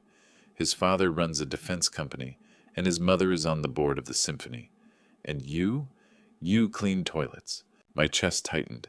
"You are ashamed of me." Tears welled up in her eyes, but her tone remained sharp. "You do not understand my world. Harrison and I are talking about marriage. His family has expectations for a father-in-law, and you are not it. You are just not that kind of person. What about the man in the photo?" "That is none of your business." "Did you hire someone to pretend to be me?" She flinched. "What? No, you are being paranoid." "Then why have you been hiding from me? Why won't you let me meet Harrison?" "Because you do not fit in." I stood there in silence, my heart shattering into pieces. She wiped tears away with the back of her hand. "Dad, I love you. But please, for my sake, do not go to that gala." I looked at her, my daughter, the little girl I raised all by myself since she was 3 years old, the person I sent $3,000 to every month, for 10 straight years. The reason I dropped out of night school just so I could save enough to pay her MIT tuition. And now she was standing in front of me saying, "Do not show up." "What if I have to go?" I asked softly. She looked away. Then I will never see you again." Those words hung heavy in the air. I stared at her, waiting for her to take them back, to say she did not mean it. She didn't. She turned and walked toward her silver Audi A4, parked near the back of the lot. The car I helped her buy 2 years ago when I gave her an extra $5,000, because she said she needed reliable transportation for work. She got in, started the engine, and drove away without looking back once. I stood alone in the parking lot at 6:30 p.m. The evening breeze was turning chilly, and the city lights were starting to flicker on. People rushed past me on their way home, heading to dinner, rushing toward lives I could never be a part of. I walked back to my Civic, sat in the driver's seat, and gripped the steering wheel tight with both hands. My phone was lying on the passenger seat. I picked it up and opened that photo from July 13th again. Jessica with that silver-haired man at Quince. "Dinner with Dad." I zoomed in on his face. Expensive suit, fine watch, confident smile. "Did you hire someone to pretend to be me?" "You are being paranoid." Maybe I was paranoid, and maybe I wasn't. But the one thing I knew for certain was that she had been lying to me for months, maybe even years. And now she was asking me to stay away from the one place where I was actually being recognized. A place where people finally saw me as more than just a cleaner. A place that might, just might, make my daughter see me the way I had always hoped, as a father to be proud of. I set the phone down and stared through the windshield at the city skyline, the towers of glass and steel glowing in the fading twilight. Friday, September 5th, 6 p.m. I was going to be there, not because I wanted to hurt her and not because I had something to prove, but because she needed to know the truth. I was not a person to be ashamed of. At 6:45 p.m., I started the engine and drove home. Friday, September 5th, 2025, 6 p.m. I drove my 2008 Honda Civic along the waterfront toward the Riverside Grand Ballroom. The sun was setting over the bay, casting long shadows across the city. Right ahead, I could see the venue, a massive glass structure glowing from within like a lantern against the darkening sky. The parking lot filled up quickly with rows of shiny black sedans, Teslas, Mercedes-Benzes, and BMWs. Valet attendants in red jackets stood by the entrance, opening doors and greeting guests with flawless smiles. I steered clear of the valet area and pulled into a far corner of the lot, finding a spot all the way in the back, far from the entrance, the cameras, and the bright lights. I did not want anyone seeing my scuffed, faded Civic sitting next to those luxury cars. After parking, I turned off the engine and sat in the car for a moment, with my hands resting on the wheel. I was wearing my only suit, a navy blue two-piece I bought back in 2005. It felt a bit snug around the shoulders now, and the fabric at the elbows was worn thin. My tie had a tiny tear near the edge, which I tried folding carefully to hide the fraying. My shoes were old black leather, but I spent an hour buffing them to a high shine that morning. It was the absolute best I had to offer. Taking a deep breath, I stepped out and locked the door. 6:15 p.m. I walked toward the entrance, feeling increasingly out of place with every step. The lobby was immense, with a massive crystal chandelier hanging from a 3-story ceiling, reflecting light through thousands of glass facets. A red carpet stretched from the main doors all the way into the ballroom. Guests in tuxedos and evening gowns moved through the space, sipping champagne, laughing, and shaking hands. I walked inside. Nobody looked at me. Moving slowly, I tried not to bump into anyone, just trying my best to blend into the background. A server carrying a tray of champagne walked past, but I did not take a glass. 6:30 p.m. I reached the entrance of the ballroom, where 2 massive doors stood wide open. Inside, I could see rows of round tables, 40 in total, with 10 chairs each, covered in white tablecloths, crystal glassware, and gold-rimmed plates. At the very front of the room was a large stage with a podium, backed by a huge LED screen displaying a banner that read, "Heroes Among Us, Honoring Our Veterans." I scanned the room. The VIP tables were right at the front near the stage. At the second table from the center, I spotted her, Jessica. She looked stunning in a sleeveless navy evening gown, her hair swept up elegantly. Sitting beside her was a tall man in a black Armani suit with slicked back dark hair. Harrison Blackwell, 33 years old. It was my first time seeing him in person. On Jessica's other side sat the silver-haired man in the gray Tom Ford suit, an Omega watch on his wrist. He was talking animatedly with an older man across the table, whom I assumed was William Blackwell, gesturing with his hands, looking every bit the confident, successful father-in-law. That man was the fake father. Jessica turned her head, and our eyes met. Her face went completely pale in an instant. She stood up abruptly, leaving her purse on the table, and walked briskly toward me. 6:35 p.m. She reached me, grabbed my sleeve, and pulled me off to the side. "Dad, what are you doing here?" "I was invited," I said calmly. "VIP guest of honor." No. You have to leave right now." "Jessica, I cannot leave. Richard invited me." She looked around in sheer terror, her eyes wide with panic as nearby guests began to notice us. Grabbing my arm, she pulled me out of the ballroom, down a side corridor, and into the coat check area. 6:47 p.m. The coat check area was completely empty, with rows of coats hanging on metal racks and the scent of wool and perfume lingering in the air. Jessica turned to face me, her hands trembling. "Dad," she whispered, "please do not say you know me." I stared at her. "What?" "When they introduce you on stage, pretend you do not know me. Please." "Jessica, Dad, Harrison is here. His parents are here. The man sitting with us. He is my father right now. If you say you are my dad, everything is ruined. My relationship, my job, my whole life. Please." Tears began rolling down her cheeks, smudging her mascara. I looked at my daughter, the little girl I raised, the woman I sacrificed everything for. "You want me to pretend I do not know you?" My voice shook. She sobbed. "Just for tonight. After tonight we can talk, I promise. But tonight, please." I stood there in silence for 10 long seconds, 20 seconds. My heart was breaking, but I nodded anyway. "All right." She gave me a swift, tight hug that lasted barely 2 seconds before pulling away. "Thank you, Dad. I am sorry." She turned and ran back toward the ballroom. I stood alone in the coat check area at 6:50 p.m. Expensive coats hung quietly around me. Staring at them, I felt like I was drowning.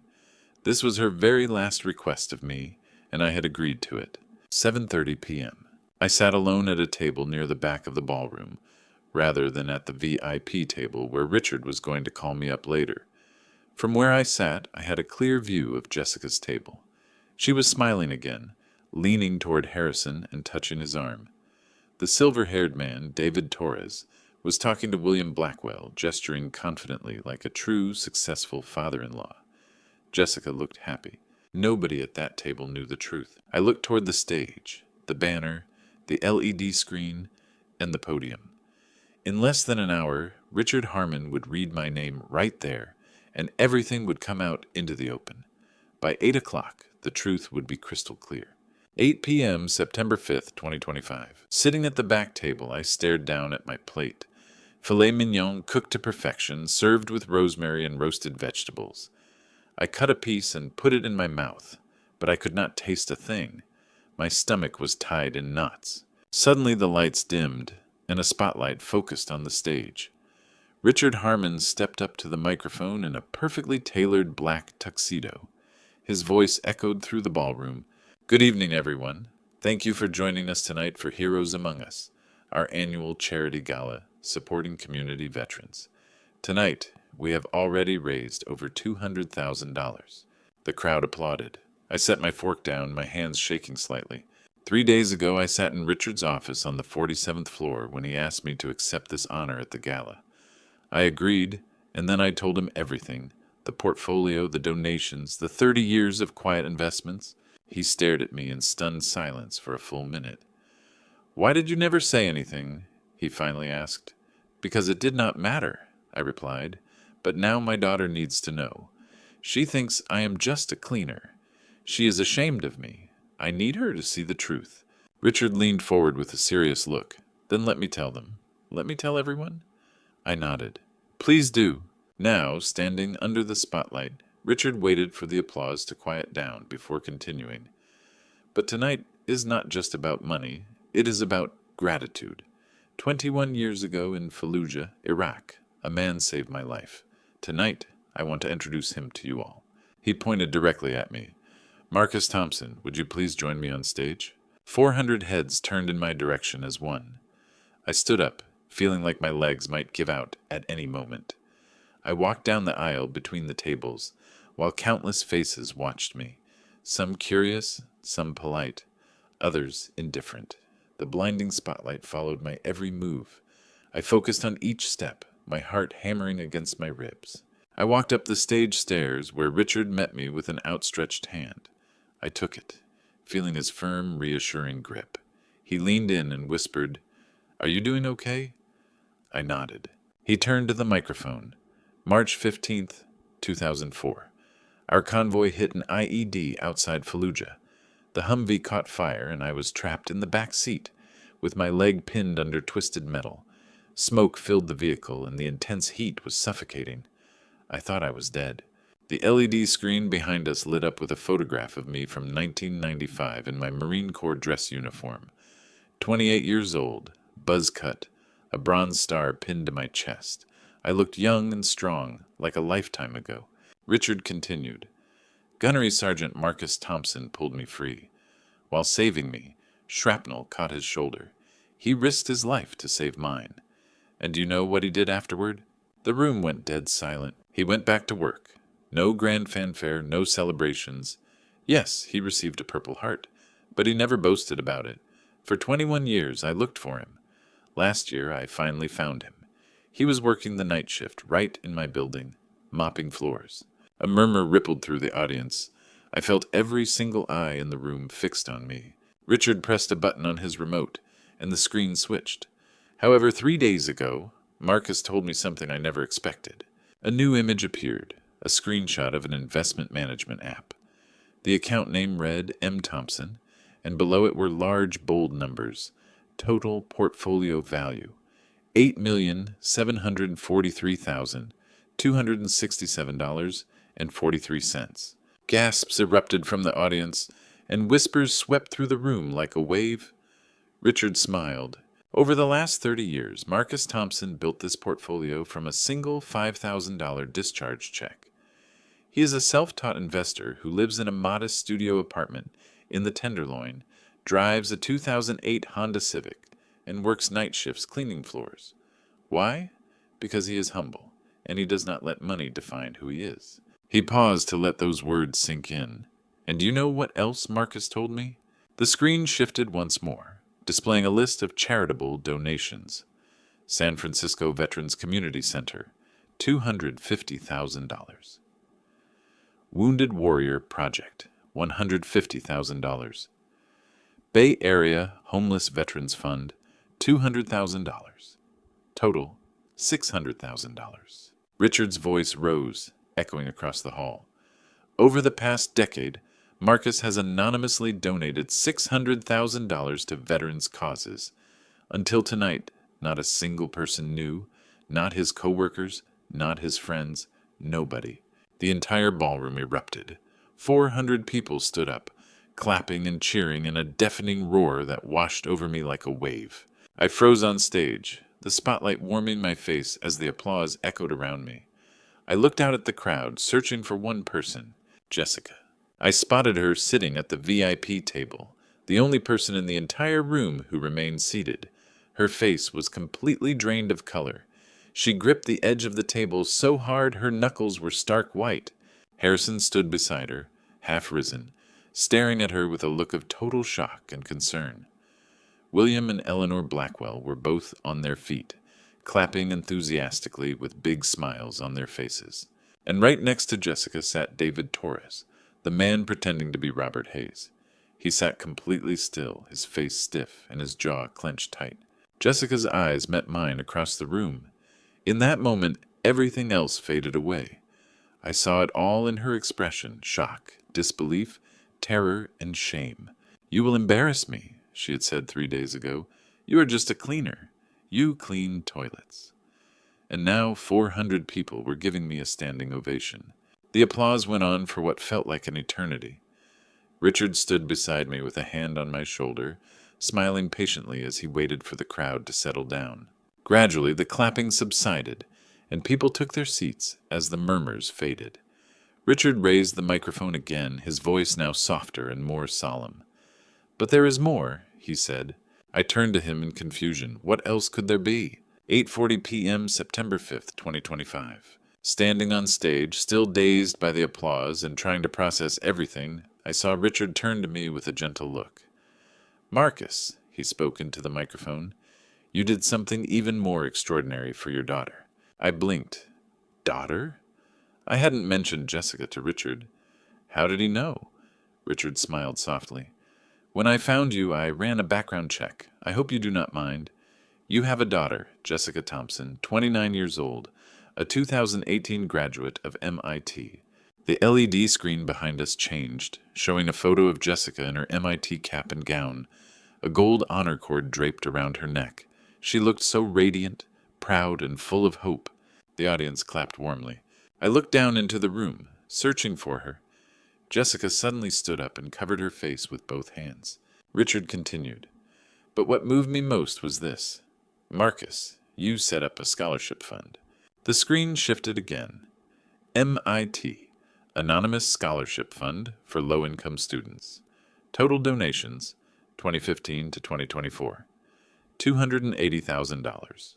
Richard's voice resonated through the hall. This fund helped 12 students attend MIT, students who could not afford the $60,000 annual tuition. Students like, he paused, Jessica Thompson. A fresh burst of applause erupted, louder, longer, and deeply genuine. I looked down at Jessica.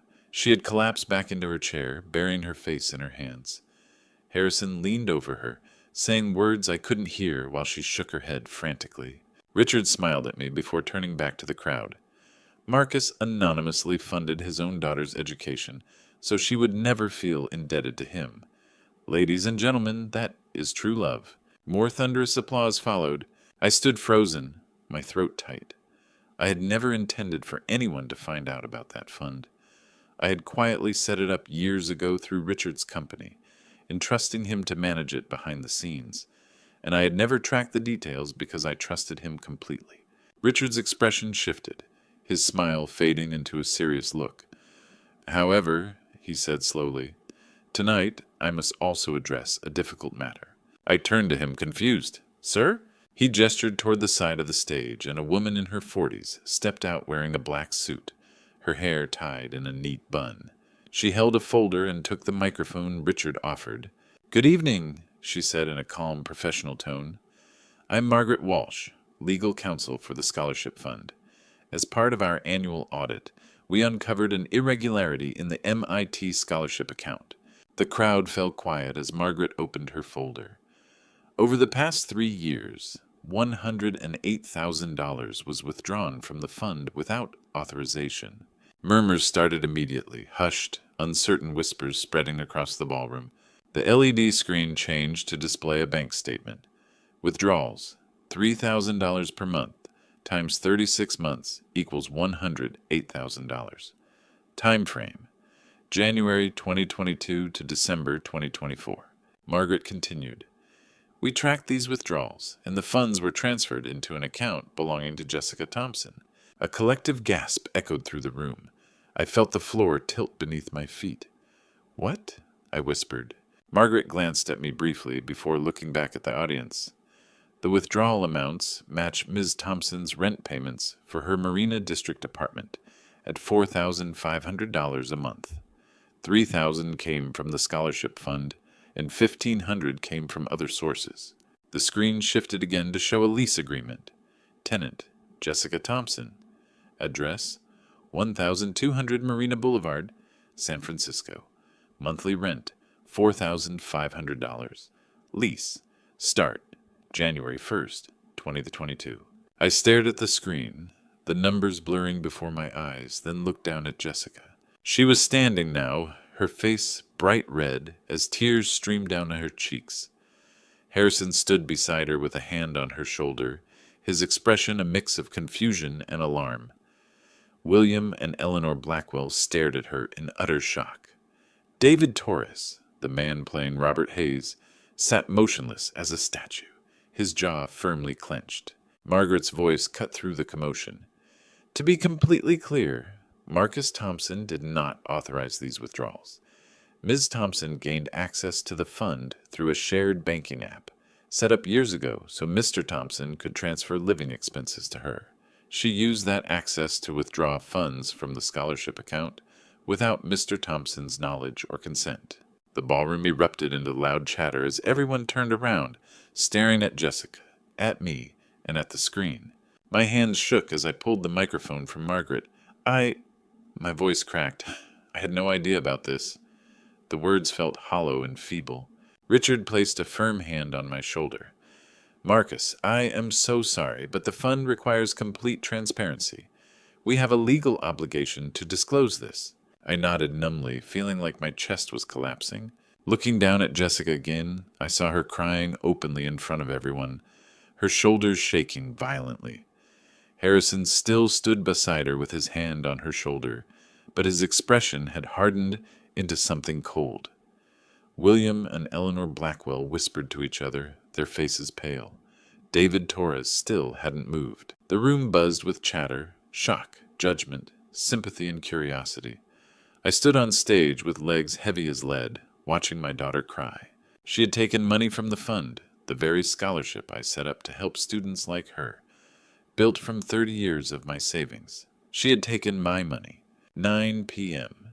Suddenly, William Blackwell stood up at the VIP table. Leaving his seat, he walked toward the stage, his eyes locked onto me. He pointed right at me. "Wait!" he called out, his voice cutting through the noise. "I know that face." 9 p.m., September 5th, 2025. William Blackwell walked right onto the stage without asking for permission. He didn't look at Richard or pay attention to the crowd. He walked straight up to me, eyes fixed on my face, stopping just 2 feet away to stare at me. "Gunnery Sergeant Thompson." I blinked. "Sir?" "Gunnery Sergeant Marcus Thompson, Camp Pendleton, 1990. Company C. You trained me."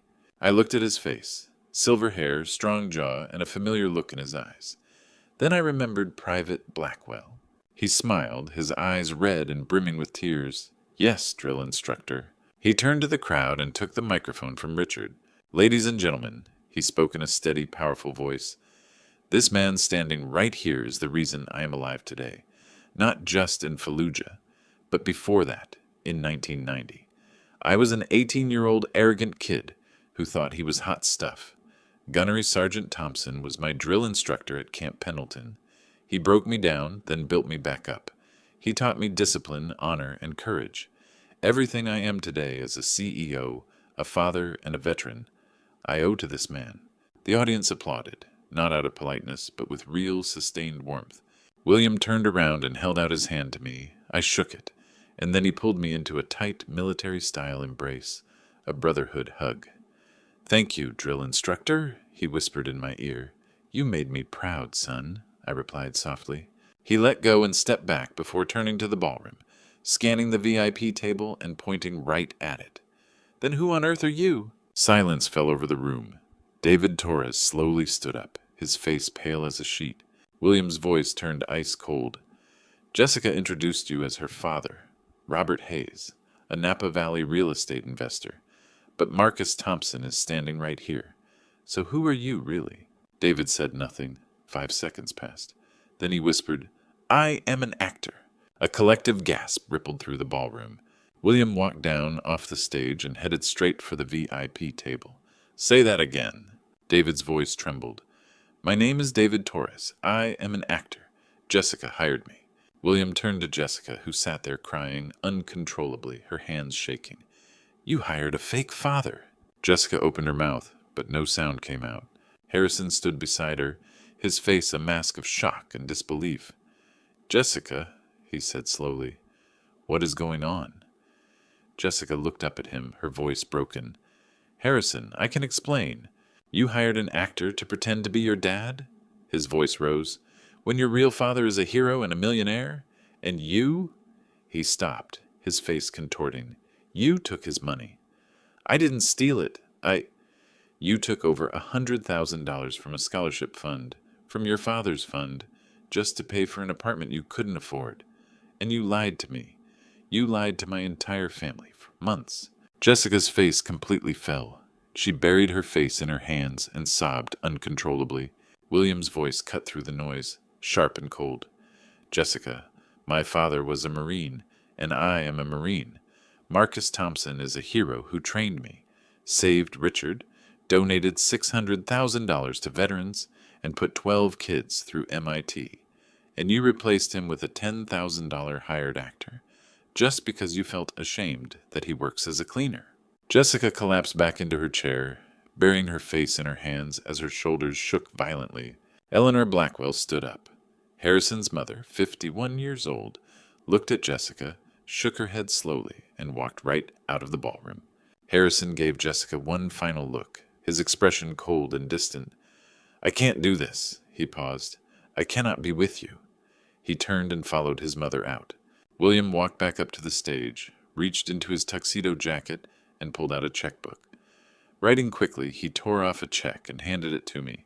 Gunnery Sergeant Thompson, this is for your service, your sacrifice, and for everything. I looked down. The check was written for $1 million, signed by William Blackwell. I stared at it and shook my head. Sir, I cannot accept this. You can, and you will. Consider it a thank you that is 35 years overdue. He gave my hand a firm shake and turned back to the audience. This, his voice rang out across the hall, is what a real man looks like, not the fake trash we just saw. He stepped off the stage and walked out. The ballroom fell dead quiet. I stood there holding a check for $1 million, the number feeling completely surreal.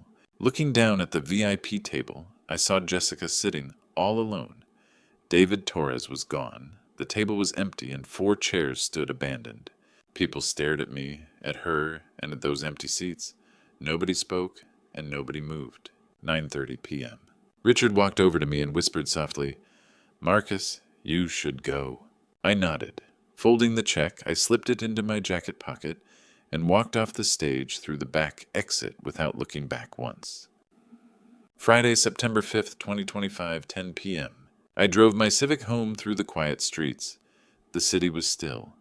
I parked in my usual spot, climbed the stairs to my apartment, unlocked the door, and walked inside. I pulled the check from my jacket pocket, $1 million with William Blackwell's signature at the bottom, and placed it on the kitchen table. Then I sat in the dark without turning on the lights, staring at that check by the faint glow of the street lamp outside the window. I couldn't sleep. Lying in bed with my eyes open, staring at the ceiling, every time I closed my eyes I saw her face. Jessica sitting alone at that empty VIP table, crying with mascara running down her cheeks. Saturday, September 6th, 3 a.m. I picked up my phone to find 47 missed calls, all from Jessica, along with 23 text messages. Dad, I'm so sorry. Please pick up. I can explain. Dad, please. I know I messed up. Just talk to me. Dad, I'm begging you, followed by 19 identical pleas. I put the phone back down. I did not reply. Over the next few weeks, I pieced together what happened to her. Some of it I saw on the news, some I heard from Ray Martinez, a 75-year-old veteran I knew from the VFW Community Center, and some I stumbled across on my own. Saturday, September 6th, 9 a.m. Ray called me. Marcus, you have got to see this. A video had been posted online. Someone near the back of the ballroom recorded the entire thing at the gala. The title read, Daughter Hires Fake Dad, Takes $108,000 from Real Hero Father. It had already gone viral. Sunday, September 7th, 11 a.m. Sitting in my apartment, I saw the story air on the local news. A reporter stood right outside Jessica's office building. San Francisco Marketing Director Jessica Thompson is at the center of a charity gala controversy, the reporter announced. Ms. Thompson allegedly hired an actor to pose as her father, while her actual father, a decorated Marine veteran, stood on stage just feet away.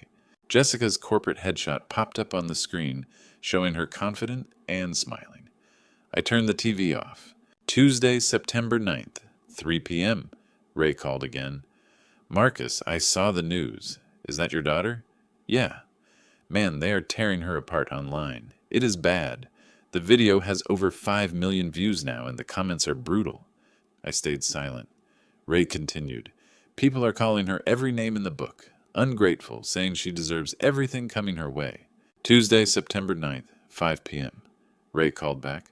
They let her go. My friend's kid works at her firm. She was let go. Monday, September 15th. I received an email from the property management company overseeing Jessica's apartment in the marina. They reached out to me because I was listed as her emergency contact. Ms. Thompson is currently 3 months behind on rent, totaling $13,500. An eviction notice has been served. Please contact us immediately to resolve this matter. I stared at that email for 10 full minutes before shutting my laptop. Saturday, September 20th. I opened social media. I rarely used it, but I wanted to see if Harrison had posted anything. He had shared a public message 2 hours earlier. Sometimes you realize people are not who you thought they were. Moving forward. A photo showed Harrison hiking alone somewhere in Marin County. No mention of Jessica. No explanation. Just moving forward. Wednesday, September 25th. Ray called. Marcus, I saw her. Where? At the VA food bank. She was standing in line for groceries. She looked rough, man. Really rough. Thin, exhausted. She didn't see me, and I didn't say anything. I gripped the phone tight, unable to utter a word. Monday, October 6th. Ray called again. She moved out of the marina. I asked around. She is living in the Tenderloin now, a studio for $800 a month, working 2 jobs, waitressing at a diner and delivering food on the side. I closed my eyes. Are you holding up all right, Marcus? Yeah. Are you going to call her? I don't know. That night, sitting in my apartment staring at my phone, I scrolled through those 47 missed calls from her number. My hands trembled.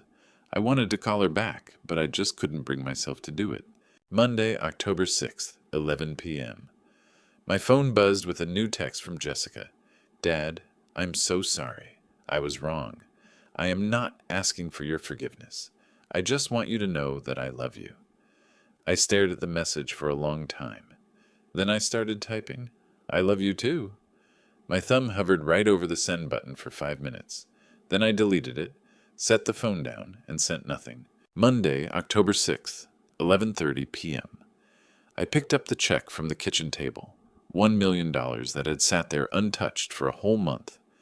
I drove over to the Veterans Community Center, where I had volunteered for years, the place where Ray and I drank coffee on Sunday mornings. I walked inside to find the director still working late in her office. I handed her the check. I want to donate this, I said. She looked at the amount, her eyes widening. Marcus, to honor everyone who served, I said. She nodded, tears in her eyes. Thank you.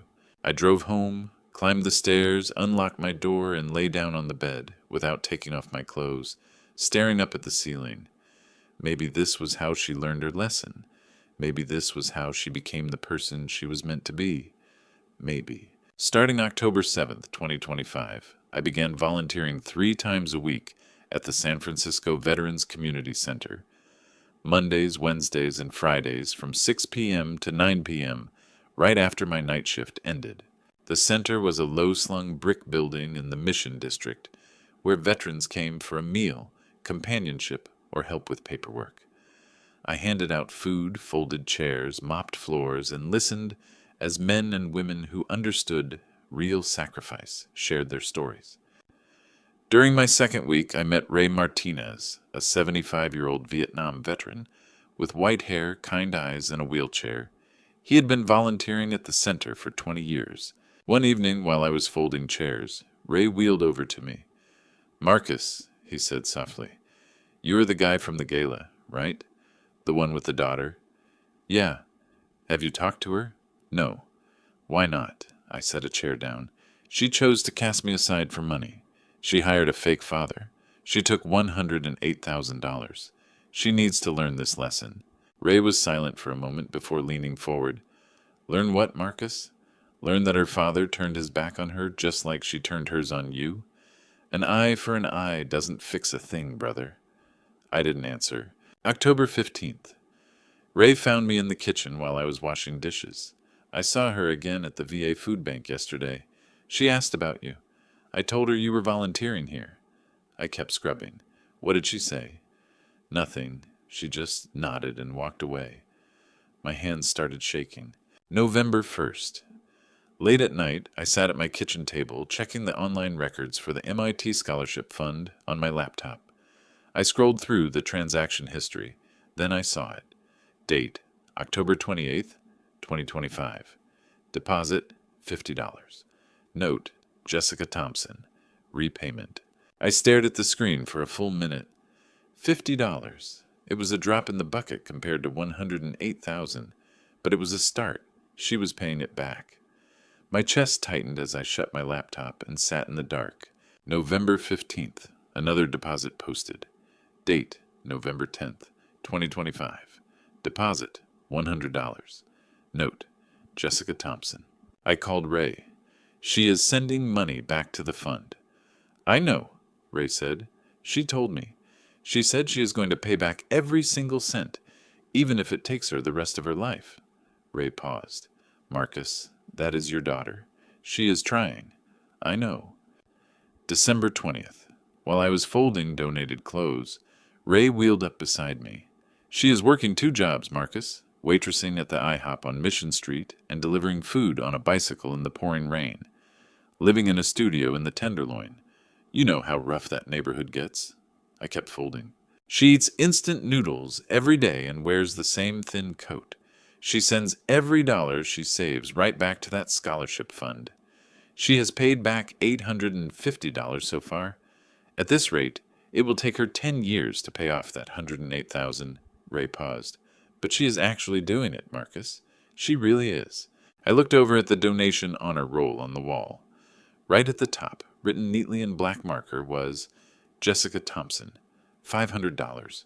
My daughter was changing. December 24th, 2025, Christmas Eve, 6 p.m. The center was almost empty. I was alone in the kitchen cleaning up when I heard a soft knock at the side door. I opened it to find Jessica standing out in the rain. The street lamp behind her cast a dim yellow glow through the drizzle. Her hair was soaked, clinging to her face. She wore an old gray coat, far too thin to keep out the cold, and her hands were bright red from the chill. She had lost weight, at least 15 pounds, and her eyes were red and swollen. Jessica, she looked up at me. Dad, I didn't know where else to go. I stood in the doorway, holding the frame with one hand. She took a shuddering breath as tears mixed with the rain streaming down her face. I'm not asking for your forgiveness. I know what I did was wrong. I was ashamed of you. I hired a stranger to pose as my father. I took your money you saved for students who needed help. I lied to everyone. I am the worst person in the world. Her voice cracked as she trembled all over. Then her knees buckled, and she collapsed onto the wet pavement, her knees hitting the hard ground as rain soaked straight through her jeans. But I want you to know, she sobbed, barely able to get the words out, that I love you. Even if you never forgive me, I still love you. I always have. I looked down at her, my daughter, the little girl I raised since she was 3 years old, the face in the photo I carried in my wallet for 26 years, now kneeling at my feet in the rain. I stepped outside as the cold rain soaked through my shirt. Bending down, I took her trembling hands in mine and pulled her up. Then I wrapped my arms around her and held her as tightly as I could. Stand up, sweetheart, I whispered. I never want to see you on your knees, not to me and not to anyone. She collapsed into my arms, weeping heavily against my shoulder, her whole body shaking. I'm so sorry, Dad. I'm so sorry. I squeezed her tighter. I know. Behind me, I heard the soft roll of wheels against the tile. Ray sat in his wheelchair at the doorway watching us. He wiped tears from his eyes with the back of his hand and smiled. December 25th through December 31st. Jessica started volunteering alongside me at the center twice a week, on Tuesdays and Thursdays. At first, we didn't say much. We just worked side by side, handing out food to the veterans who came for dinner, clearing tables, washing dishes, and sitting with those older men and women to listen to their stories. One evening, a Vietnam veteran named Frank asked Jessica, "Are you Marcus's daughter?" She nodded. Yes, sir. Frank smiled. Your dad is a good man. Saved a lot of lives in Iraq. You should be proud of him. Jessica glanced across the room at me, our eyes meeting. She offered a small, tentative, but deeply genuine smile. I'm proud of him, she said softly. I really am. On December 28th, as we locked up the center doors, I asked her, Do you need money? She immediately shook her head. No, Dad. I have to do this on my own. I have to earn it back and pay every cent. I nodded. December 31st, 2025, 11:50 p.m. We sat on the flat tar and gravel roof of Jessica's 6-story apartment building in the Tenderloin, leaning against a rusty metal railing. From up there, we could see the downtown skyline, the Transamerica Pyramid, the Salesforce Tower, and the Bay Bridge lights stretching across the water. Out over the Embarcadero in the distance, fireworks began to burst, blooming silently in red, gold, and green a second before the sound reached our ears. Jessica sat beside me, wrapped in a blanket, her breath puffing into white mist in the chilly air.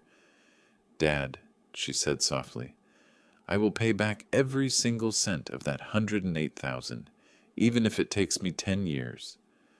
I know you will. She fell silent for a moment, watching the fireworks, before turning to me. Can I ask you a question? Go ahead.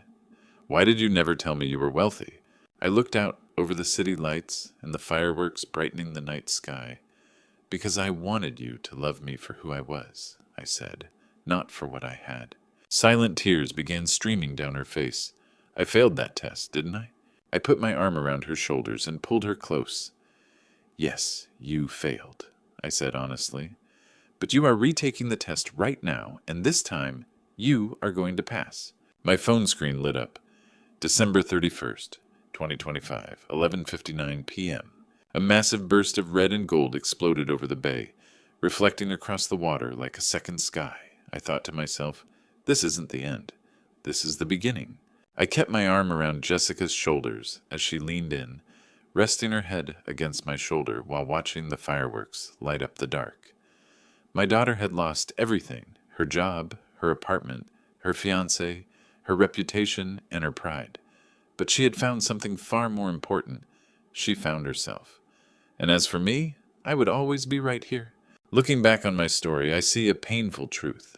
A family betrayal cuts deeper than any physical wound. When Jessica hired that actor, she wasn't just rejecting me. She was casting aside 26 years of my sacrifices. What I learned through it all is that shame is a poison that destroys people from the inside out. My daughter was so consumed by shame that she couldn't see the love standing right in front of her. If you are listening to stories like mine, looking for wisdom, here is my advice. Never let pride or shame blind you to what truly matters. Never measure your worth or anyone else's by a job title, a bank balance, or a zip code. I was a cleaner with $8 million, but that money never defined who I was. What mattered was being a father, and Jessica almost lost that forever because she valued appearances over reality. Betrayal within a family taught me this. Forgiveness isn't about forgetting. It's about giving someone the chance to become who they were meant to be. When Jessica fell to her knees in the rain on Christmas Eve, it wasn't because I demanded it, but because she finally understood the weight of her choices. Choosing to lift her up in that moment was choosing love over anger. Love covers a multitude of wrongs. We are given the capacity to forgive because we are all flawed in our own ways. Jessica was broken by shame, and I was broken by rejection. But through humility and accountability, we are rebuilding something real together. So here's my message. Don't make the mistakes my daughter made.